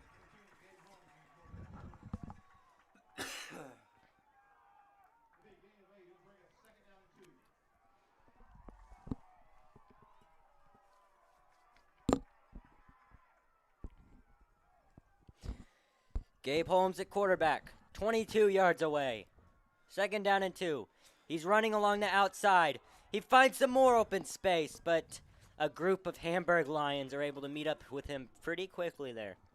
But that will be a first down.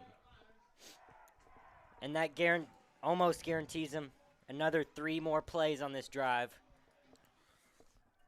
18 yards away. First down and 10.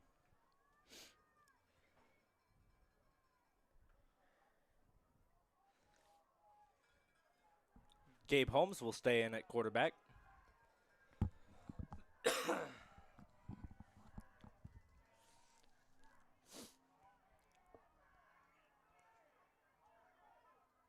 going to get the ball, and he's going to run it again on the outside.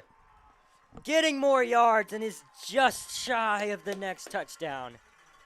And coming out of the half, this Gravette Lions offense is looking really good. First down. It'll be first and goal for your Gravette Lions. Who are looking to tie the game. Who are looking to end the first half with the touchdown and start the second half with the touchdown. Gabe Holmes running inside. And that is good for a touchdown. Gabe Holmes. Gabe Holmes gets another one. And the game is almost tied. And what a run by Gabe Holmes.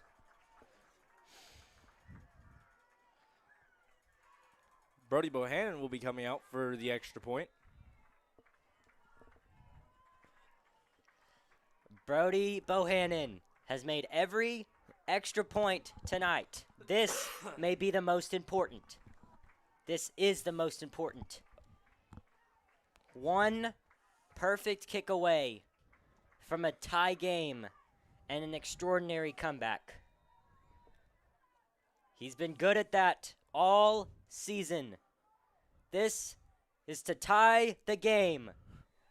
Straight down, and the game is tied in the Battle of the Lions. And actually, this is the second Battle of the Lions that Gravette has had this year, as they played the Durant Lions early on in the season. Winning 34-20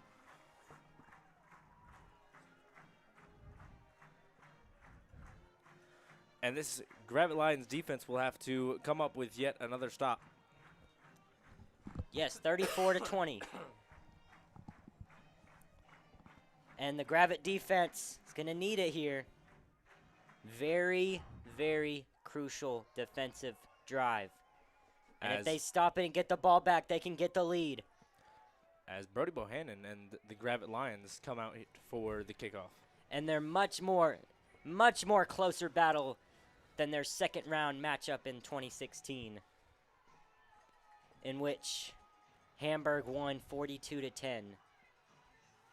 And in 3 days, we'll mark exactly 8 years after that. Brody Bohannon straight up kick gets caught by number 13, Colt Tubbs, who's going to knee it inside the 30.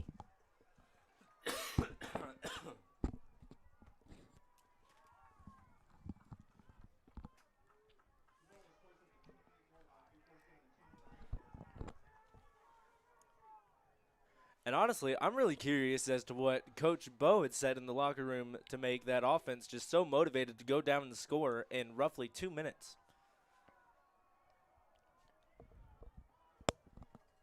It must have happened during one of their timeouts, too, because they started getting points on before the second half. Caden Thomas ready to take the snap. Fake handoff. He's going to run it along the side. He's finding a lot of open space. He's going down. Going 20, 15, 10, all the way. But there's a flag on the play.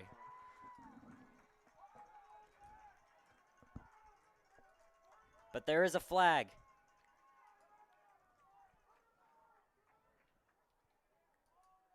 And it is holding on Hamburg. That will completely bring the play back. And I am sure that Caden Thomas is really upset about that one, as he had a huge play.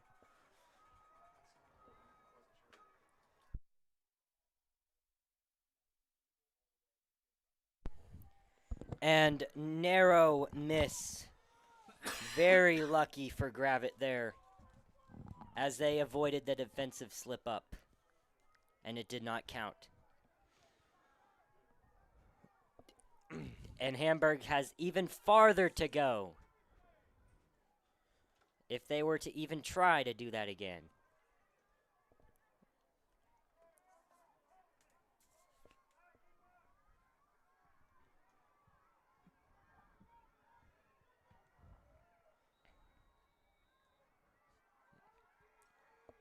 Caden Thomas still at quarterback, like he has been all game. Gets it to number 15, Aguilar, who's going to throw it up. But that will be caught out of bounds. Caught out of bounds. By, I believe that was number 4. Kevion Brown. And it was a high snap, but he was able to give it to his receiver, who tried making the throw.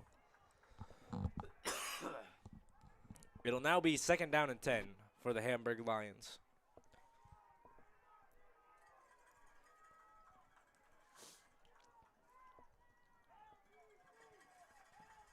LDC chanted in the crowds again for the Gravette side. This is one of the crucial drives.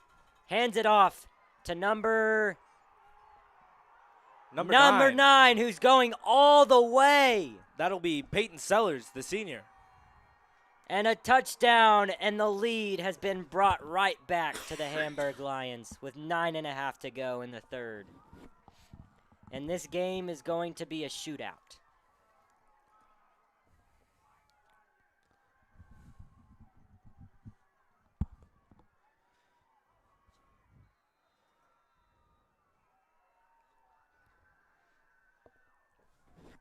Number 15, Aguilar, who had a throw earlier, is going to kick it this time, and it's good.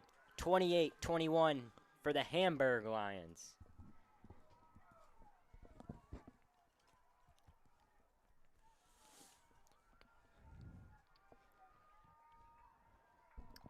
And that has been the struggle all night, is the Gravette defense.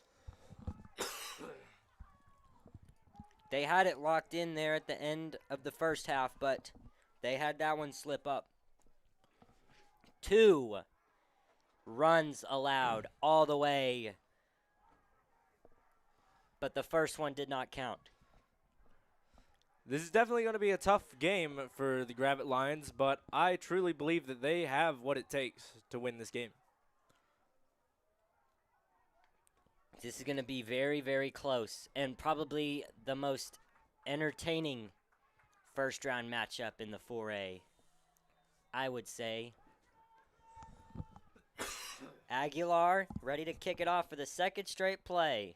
That one's going all the way back. Not quite. Caught by Caden Brown. Almost had another magical run there, but he gets some good yards nonetheless. Even though Caden Brown is really fast, he is also extremely physical. He has speed and physicality.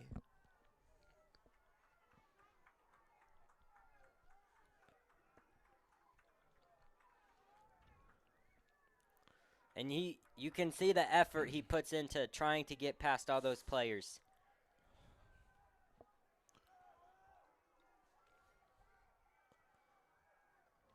Cameron Bedwell to Eric Vogt on the side, and he's going to get some yards out of that. And he will actually get a Gravette Lions first down. On their mission to tie the game right back. And that is a really good play by number 7, Eric Vogt. Gabe Holmes will be lined up at receiver.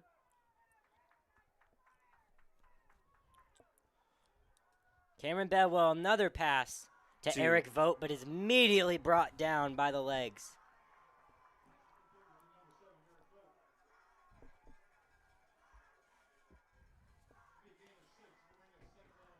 Second down and 4. Get that gradual increase, steady increase. Consistency is key. Cameron Bedwell, once again at quarterback. Caden Brown in motion. Hands it off to Gabe Holmes, who goes straight down. But it's a fumble, and Hamburg has it.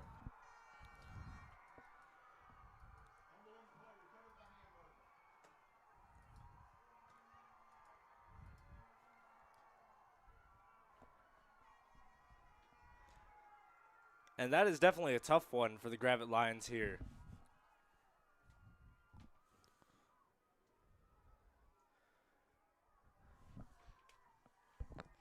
And that is going to be very tough for the Lions, as it looked like that was going to be a good, steady drive. But now it's Hamburg's turn to double their lead again for the third time tonight.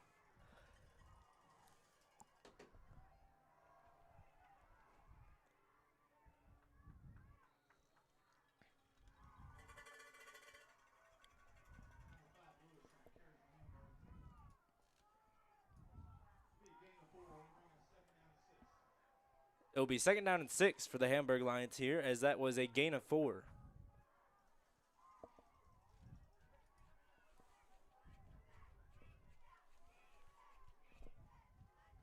And that's part of the reason why Hamburg is playing like the better team all night. They have consistency.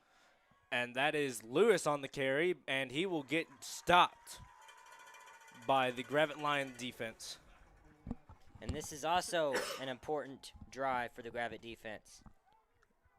It really is, and it will be third down and 6 for the Hamburg Lions.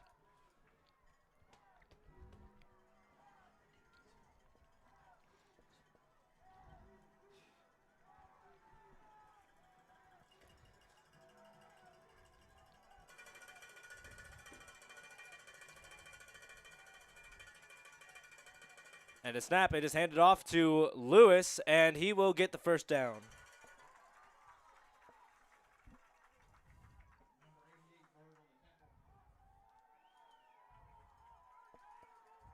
First down for Hamburg.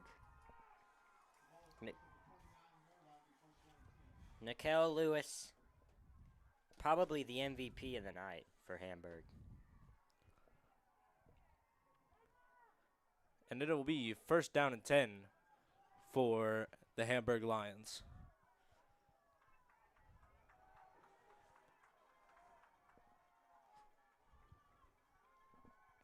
Caden Thomas. High up pass. Caught! It is caught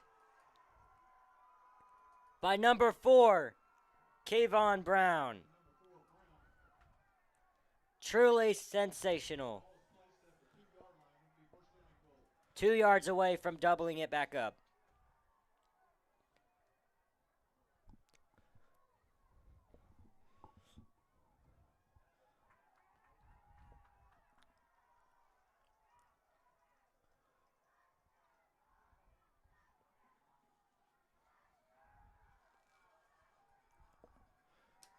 Caden Thomas takes the snap, and that is a handoff to Nikel Lewis. Who is just short of the touchdown.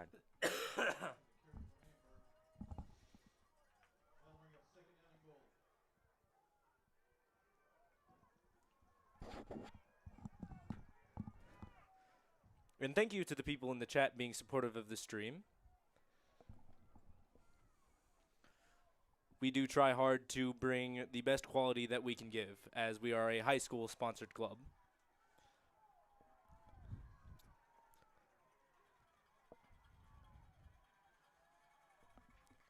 Caden Thomas takes the snap, and it is good for the touchdown. Lewis, second of the night. And he should have many more based on how he's played so far tonight. 34-21. And it could be 35 if this extra point is good by Alberto Aguilar. Once again.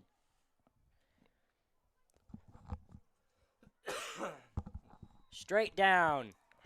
14-point lead for Hamburg for the third time tonight. We'd also like to thank Gabe for doing the graphics for our games. He does an amazing job. And the production and the stream itself.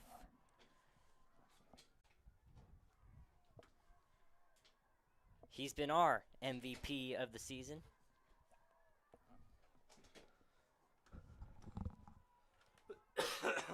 The score will now be 35-21 Hamburg.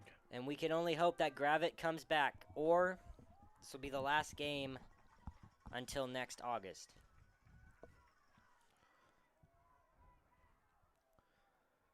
And as we saw in the second quarter, you can never count the Gravette Lions out of the game.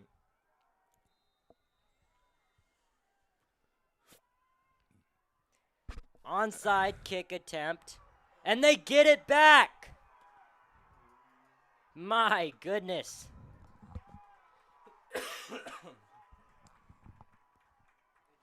And that was a good onside kick and a good pickup. And just kind of surprising to see an onside kick when you are leading by 2 touchdowns. And probably 3 at this point in time. I don't know. I think after that, this defense is going to be really hyped up. They're going to be really upset about the onside kick, and they're just going to bring their A game.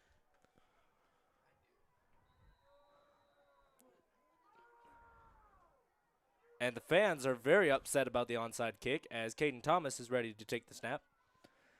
And that is a handoff to Nikel Lewis. Who's going to get a decent run out of that.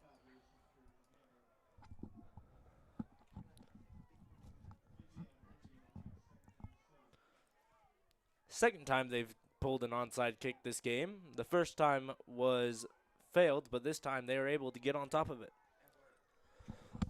Heading back to other 4A news as we go to Lone Oak versus Prairie Grove, and that game is a shootout. The lead has changed many times according to Max Preps. Caden Thomas, quarterback. Handoff to Lewis. 1 or 2 out of that.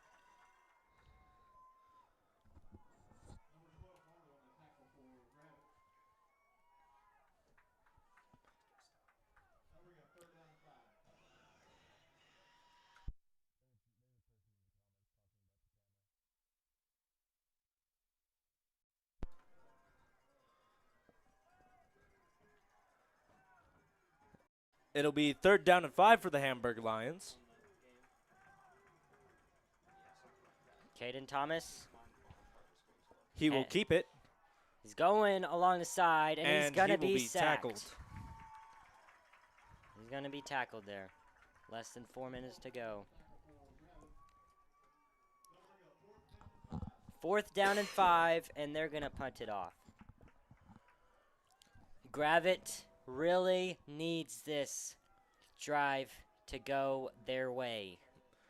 Gravette really does need to get down the field fast, and they need to score as quickly as possible so that they can gain the momentum back after their defense is able to get a 3-and-out.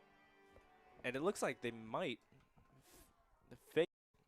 They're going to fake it.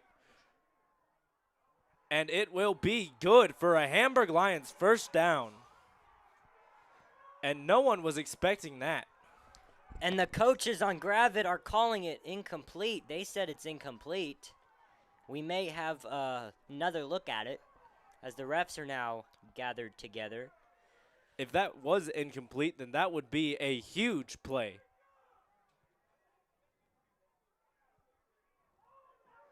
And they said that it was a catch. And these fans are upset.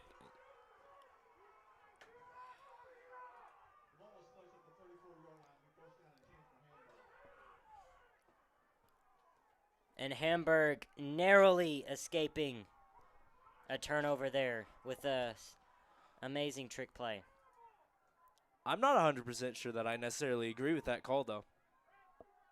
It was hard to tell from up here, but That is a handoff to Lewis, and he is able to get 8 yards on the carry. inside the 30.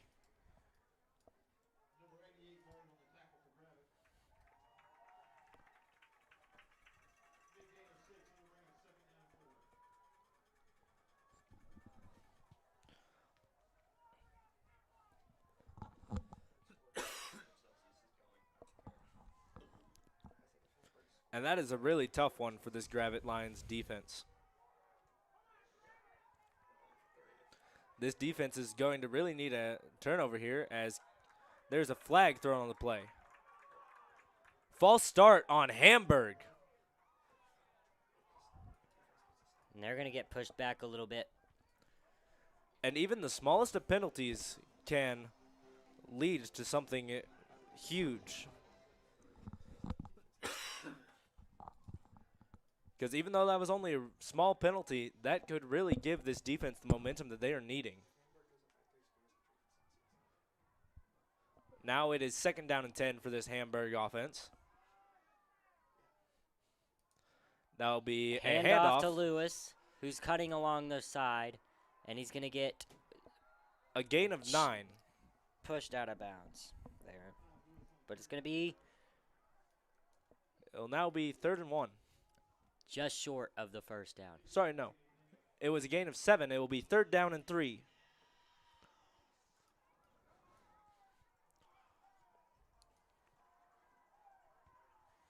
Third down and 2 on the scoreboard.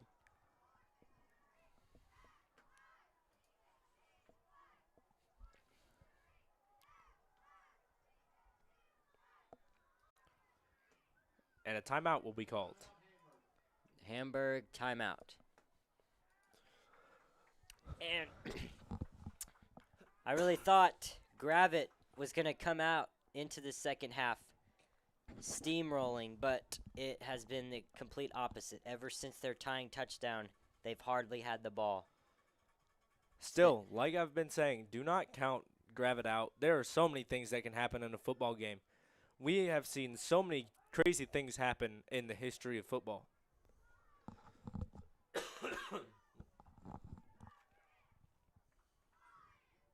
Like that big comeback victory with Minnesota and the Colts a few years ago.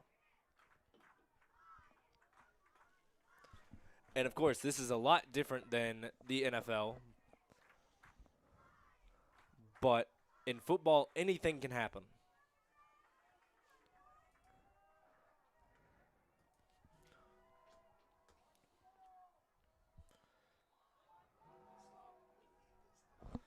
Hamburg back lined up. Caden Thomas, quarterback. Hand Hands off it to off to Lewis. Lewis once again, and he's going to get some yards for the first down.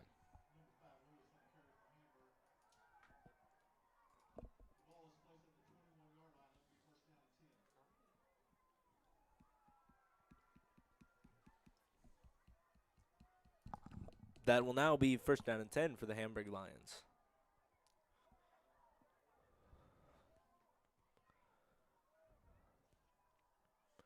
And Gravette is really going to need to stop here, or this could possibly be a game-changing drive.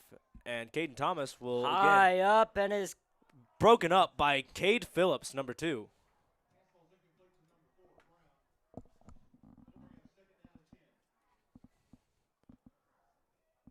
second down and 10 now as the pass was broken up.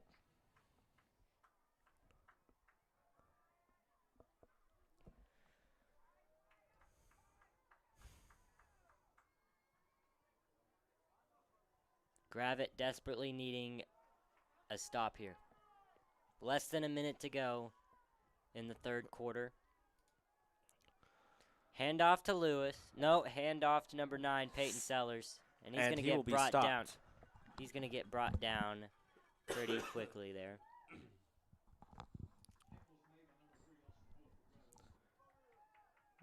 That'll be Austin Wolf on the tackle on Peyton Sellers there.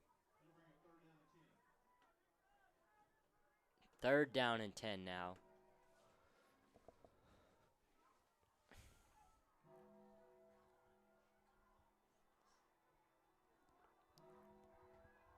And like I said, so many momentum switches throughout this game. It has been insane.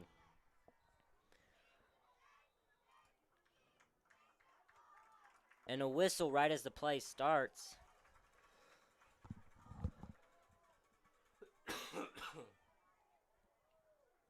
And Hamburg's going to get pushed back a couple yards. 8 seconds to go in the third quarter.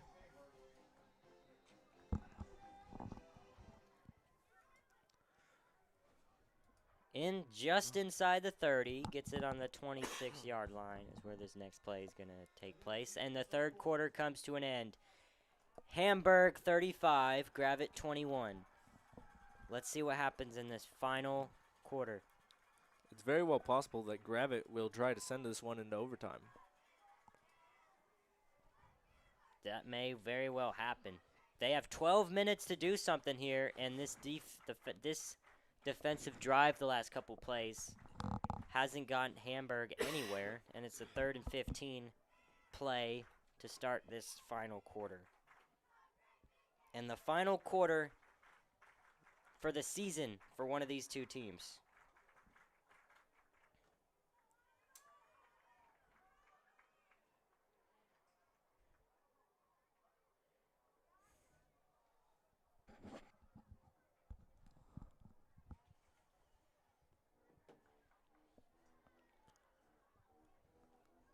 And as optimism is still in the air for these Gravette Lions, who have had a miraculous season, one of the best seasons in program history.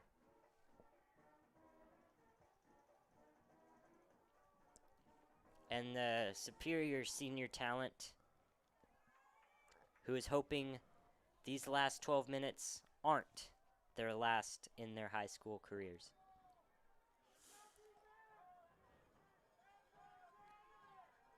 Let's see what they could do here. 3rd and 15 for Hamburg. About Caden Thomas running, and he's taken out of bounds. But that still may be 4th down.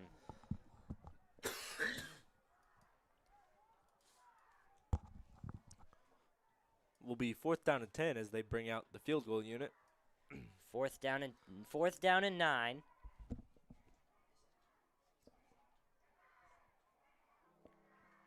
Fourth down and 9, and they're going to punt it off. Going for the field goal. This one's not going to be fake. And it is way in. 38-21. 3 drives is all it takes.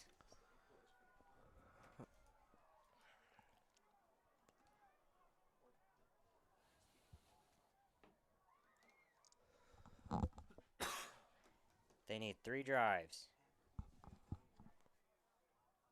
This defense is going to have to play incredibly hard, as well as this Gravette Lions offense. They're both sides of the football are really going to need to be bringing out their best game. They need to bring out their best game they've played all season. It all comes down to this. 11:47.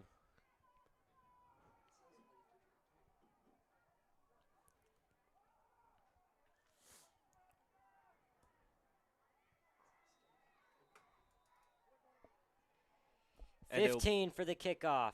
That one's going to go bounce low. Caden Brown touches it and picks it back up. He's running on the outside, finds some open space, but gets tackled by Hamburg, by a pack of Hamburg Lions. But a good return by Caden Brown, bringing it around the 30-yard line.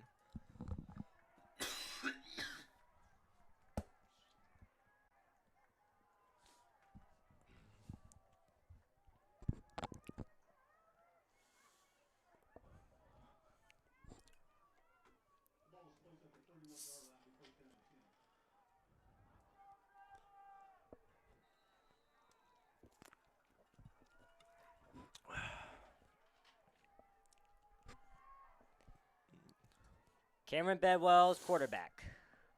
Throw to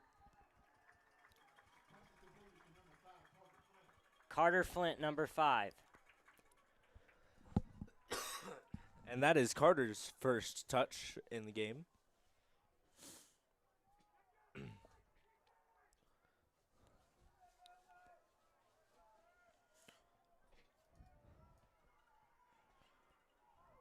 Cameron Bedwell gets the snap. He's running along the side. Gets it to Eric Vogt, who just bounces out of his hands. And another high throw to Eric Vogt. This one was unmanageable. And Cameron, he always tends to throw high whenever it is to Eric Vogt.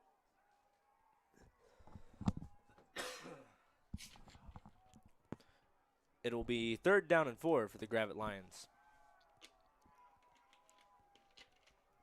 Cameron Bedwell back at it. Facing some pressure, but he's running in and he's hit hard. But I believe he was able to get the first down for Gravette. Inside the 50. And a first down for the Lions. Bringing up just a little bit of optimism here. And there's some momentum there for the Lions as they need to get down the field and score as quickly as possible, as this game is still far from over. They need 3 drives to get the lead. Cameron Bedwell, long throw, almost picked off by number 6, Kayvon Duckery. And it looks like Cameron Bedwell was hit. The intended target looks like was Caden Brown. Miscommunication there. It honestly looked like Caden Brown ran a different route than what Cameron Bedwell was thinking he was running. That, and it also looked a little underthrown.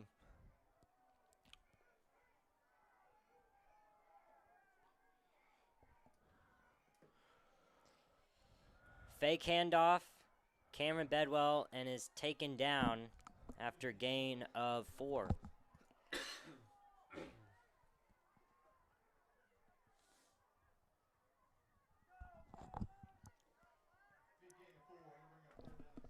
It'll be 3rd down and 6. 3rd down and 6, here we go. Cameron Bedwell. He's running along the side in the back. Finds Eric Vogt this time, and he has some open space and is tripped up. But he's able to get the first down and a little more. Taken down by Kyle Carpenter and Peyton Sellers by Hamburg, but it's a first down anyway. 10.5 to go.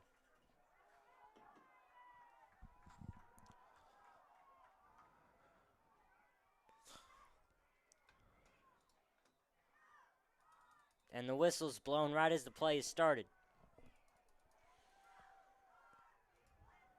False start on the Gravette offense. And they're going to get pushed back.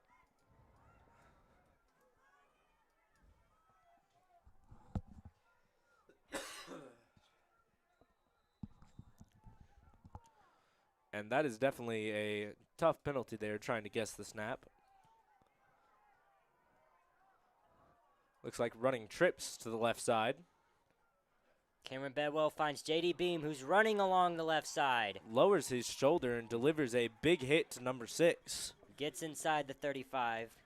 Hit to number 6, Kavion Duckery.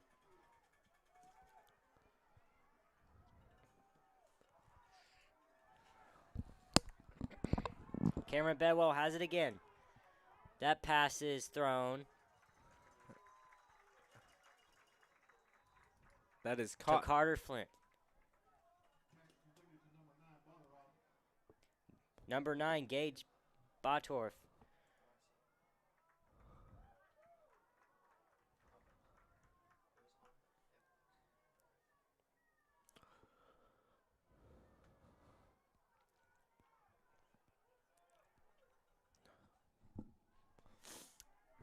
And they're going to need some quick plays here. 9.5 remaining in the entire game. They're down by 17. And there is a flag that is on Hamburg.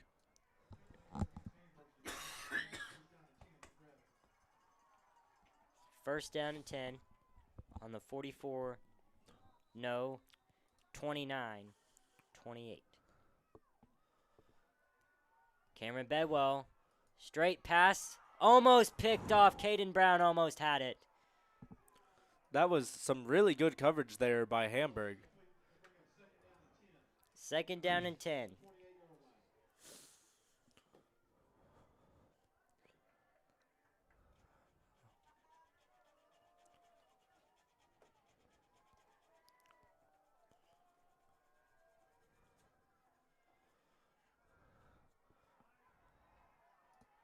Pass caught by Gabe Holmes for a good gain.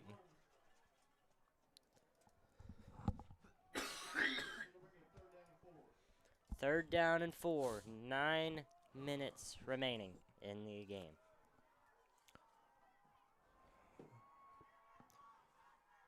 Rolling out left. Cameron Bedwell.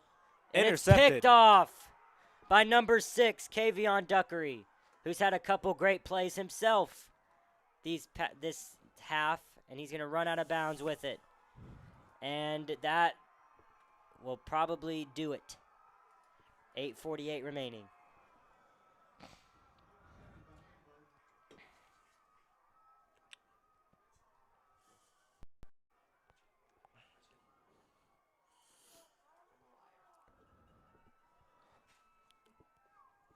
And the Gravette offense was not able to cut into it tonight in that drive or in this quarter. They get it on the 27-yard line on the other side.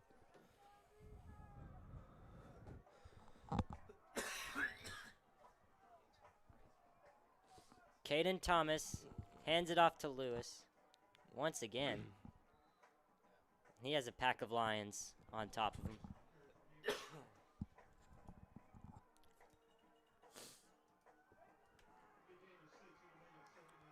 Second down and 4 for Hamburg as the clock is ticking away.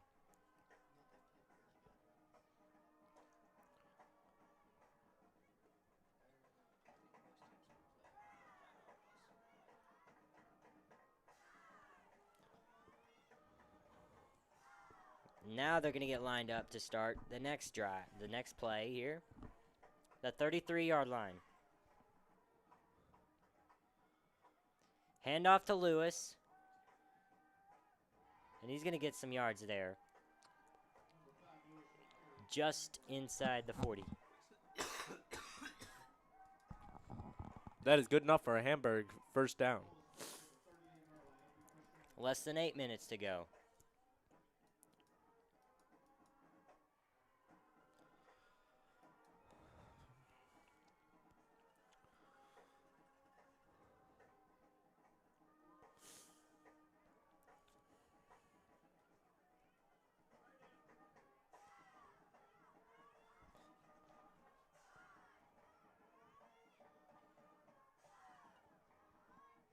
Caden Thomas handoff to number 9, Peyton Sellers, who's running on the outside. He has some open space. 30, 25, 20, 15, 10, all the way. Another touchdown for Hamburg. My goodness. And it's been that all was such a physical run by Peyton Sellers, and he has been very physical all night, as I believe that is the hat trick for him.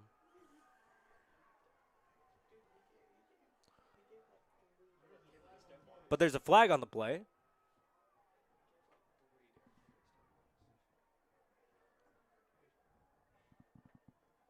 a flag is called, but the kicking unit's still coming out onto the field.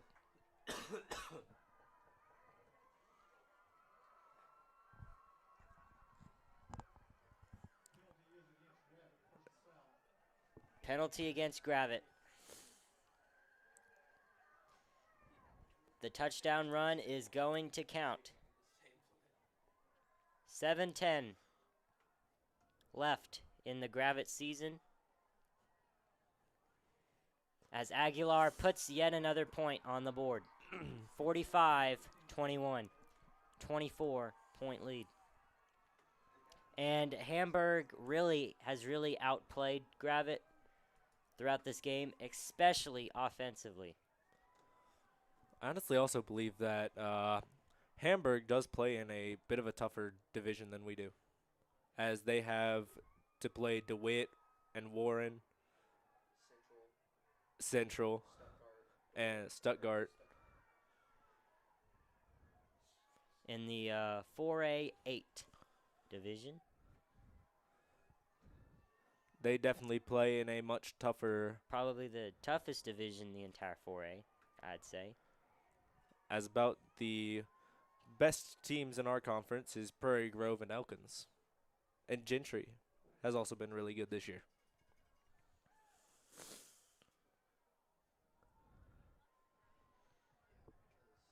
And this season has been fantastic. This has been a really good season from this Gravette Lions team, and throughout this game they have fought really hard and have kept their head up through every play despite being down 45-21.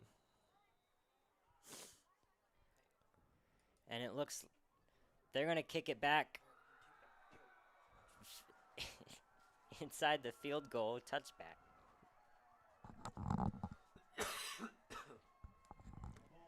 That should almost be counted for 3 points there, as that was pretty impressive.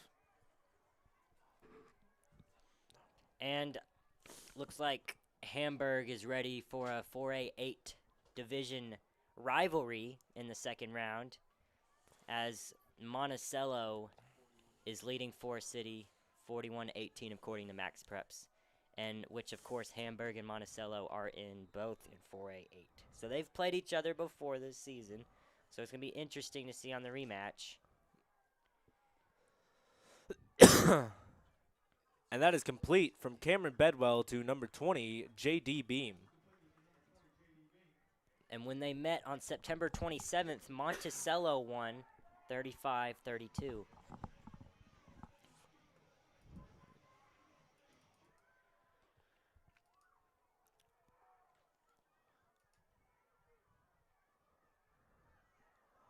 Bedwell hit hard by number 23, Hit by number 23, Aaron Brown. the junior.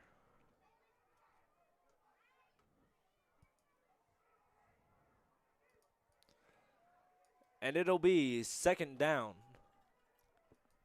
Second down and 1. Cameron Bedwell To number 20, J.D. Beam. gets the first down.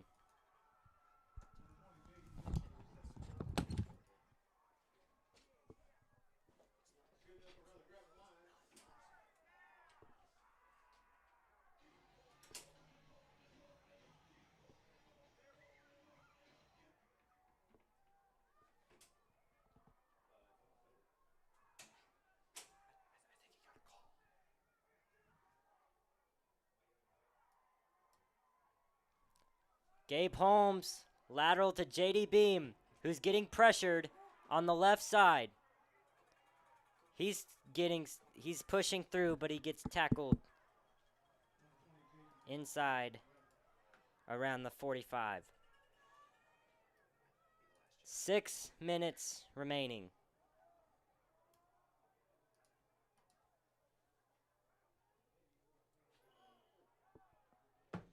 Cameron Bedwell gets it. Another pass to J.D. Beam.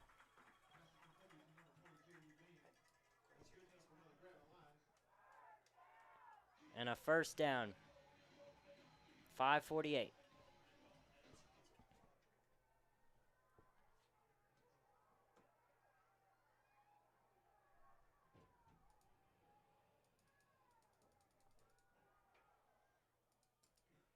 Cameron Bedwell to Gabe Holmes, who topples over a couple players and gets brought down inside the 40.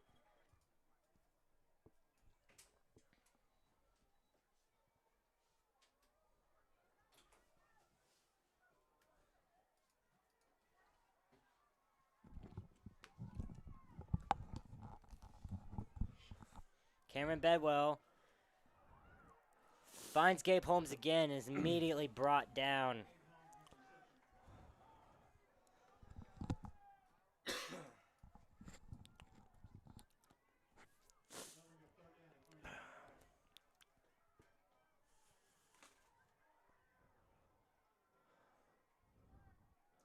That'll be caught by number 7, Eric Vogt. That'll be a first down for Gravette.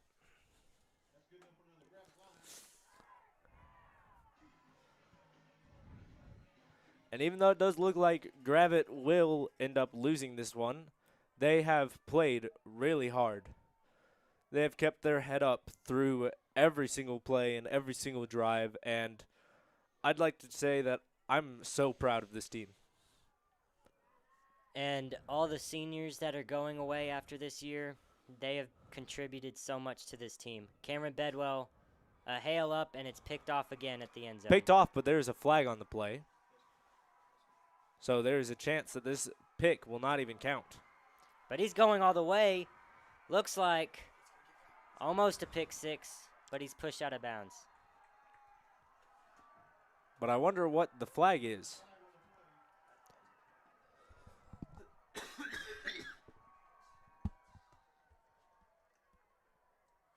Four and a half remaining. And the 9 wins that Gravette has had have been most of them have been blowouts. Close games such as Durant and Gentry. But the 2 losses they've had were very, very hard fought and very, very close. And we could not be more proud of this team than we are right now. And I'd honestly also like to say that I'm very proud of how these seniors have performed this year. Players like Gabe Holmes and Jacob Gaylord, and then even guys on the line like Morgan Dagley and Aiden Holloway. They have really played. And we are really going to miss them.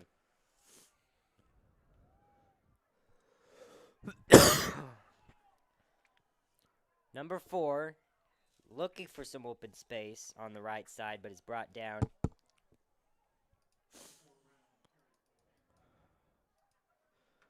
And according to Max Preps, Clinton defeats Gosnell 42-12 to advance to the second round. And Elkins defeats Central 52-6 to advance to the second round. And this is definitely a really tough loss for Gravette, and their other loss was also a really tough one to Elkins. And it'll be holding on Hamburg.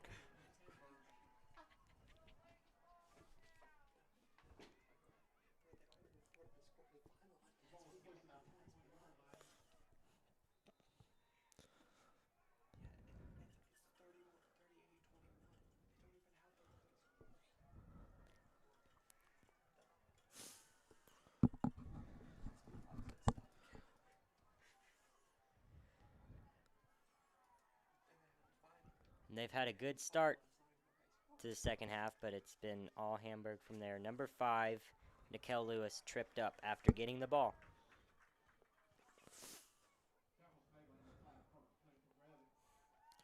It was Carter Flint with the tackle there.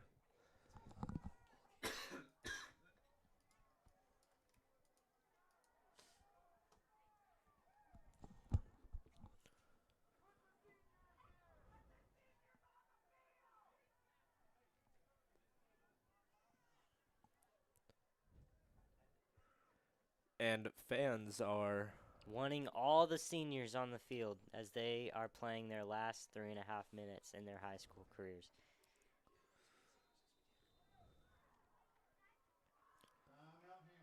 and that is- Hamburg timeout, 3:15 to go. Second down and 22. this is definitely a really heartbreaking loss for the Gravette Lions here. And I'm sure very heartbreaking for some of these seniors on this team.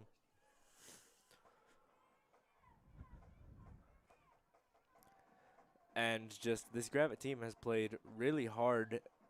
And again, we've said it before, and I'm just going to go ahead and say it again. I am so proud of the way this team has played until the end.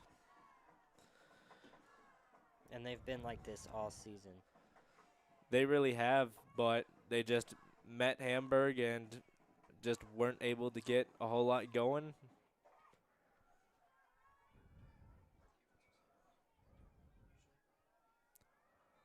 But you know what they say, there's always next year.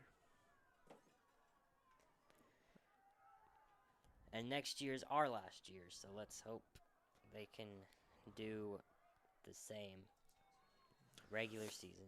Well, the thing about this Gravette team actually is that they're really young. We have a lot of sophomores that are ready to take the step up and become starters on this varsity team. And they have played excellent all year long. They have played very well. J.D. Beam, Cade Phillips, Hudson Harris, and then Cameron Bedwell coming in as senior as well. And Caden Brown, too. Next year, there's also some potential for this team to be really good, as Tassi Benavente will come in for Austin Wolf, as Tassi is a senior. And that is a run to Lewis. And he's going to get some yards out of that, just around the 15-yard line.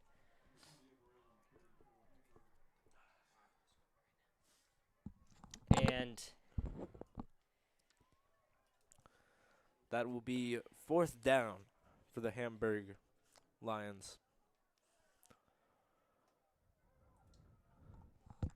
And once again, like we have earlier this game, we'd like to thank our producer, Gabe Carrier, who's been excellent and our MVP of Stream Team. 15, Aguilar nails the field goal, and it's 48-21. 1:44 to go. And we'd also like to say that Gabe is a senior, so he won't be with us next year. So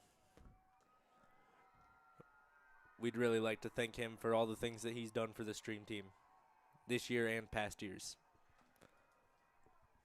He has really carried everything that goes on behind the scenes here. All the live streams. You could say that his last name says it all, Carrier.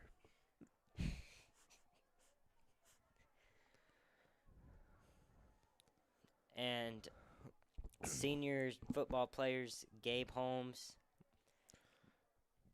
Jacob Gaylord, Eric Vogt, And all actually, the seniors. I saw Caden Brown hug Eric Vogt before the kickoff, as this will be Eric's last game as a Gravette Lion. And I bet every single one of these seniors is going to miss this team, miss all the fans, miss everybody. And I think Caden Brown's a little upset at the ref there for calling it dead when he wanted to run it out. And I think he would be rightfully so to be upset, because I don't think he called for a fair catch or anything. And another score update, Prairie Grove defeats Lone Oak 37-33 according to Max Preps. And they will be bringing out Hudson Harris at quarterback. And Haber Springs defeats Blytheville 30-20. Once again, according to Max Preps. 1:44 remaining. Hudson Harris passed to Eric Vogt on the side. He's running as far as he can and is brought down by a pack of Hamburg Lions. A good play by Eric Vogt there, and he has had a ton of really good plays this game. And we knew coming into this game that it was going to be a tough one, and we also knew that it could have possibly ended up being an emotional one, and it is indeed a little emotional. Hudson Harris, and it is dropped. I believe that was to number 5, Carter Flynn.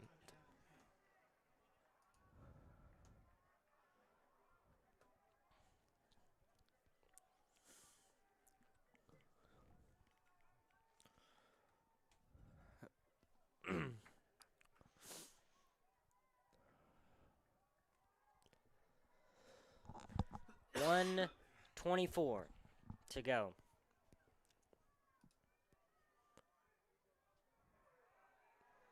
And it is brung to Gabe Holmes, who's immediately brought down.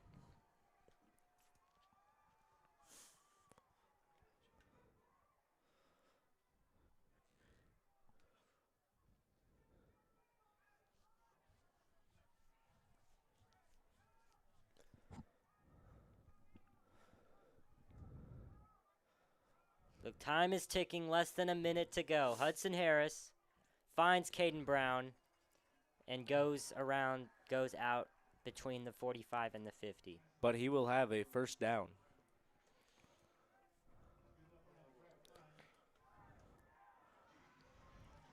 And Monticello has advanced versus Forest City. And even though it really wouldn't mean a lot to the game-wise, I feel like it would mean a lot to this team as a whole if Gravette went down and scored.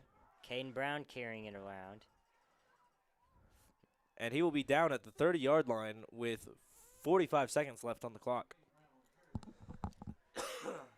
44 seconds. And an emotional night. And the clock is ticking. Now, Hamburg will take on Monticello next Friday in a 4A8 rivalry. Hudson Harris finds Caden Brown again, just inside the 25.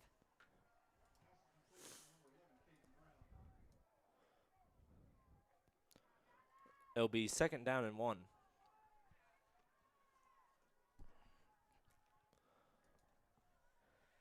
Hudson Harris finds Eric Vogt in what could be his very last play.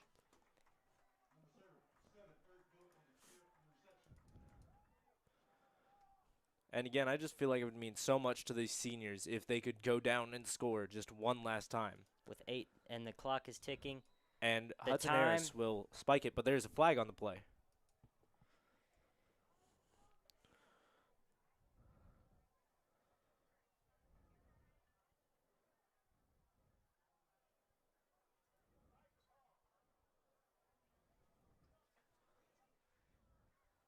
And it will be a penalty against the Gravette Lions.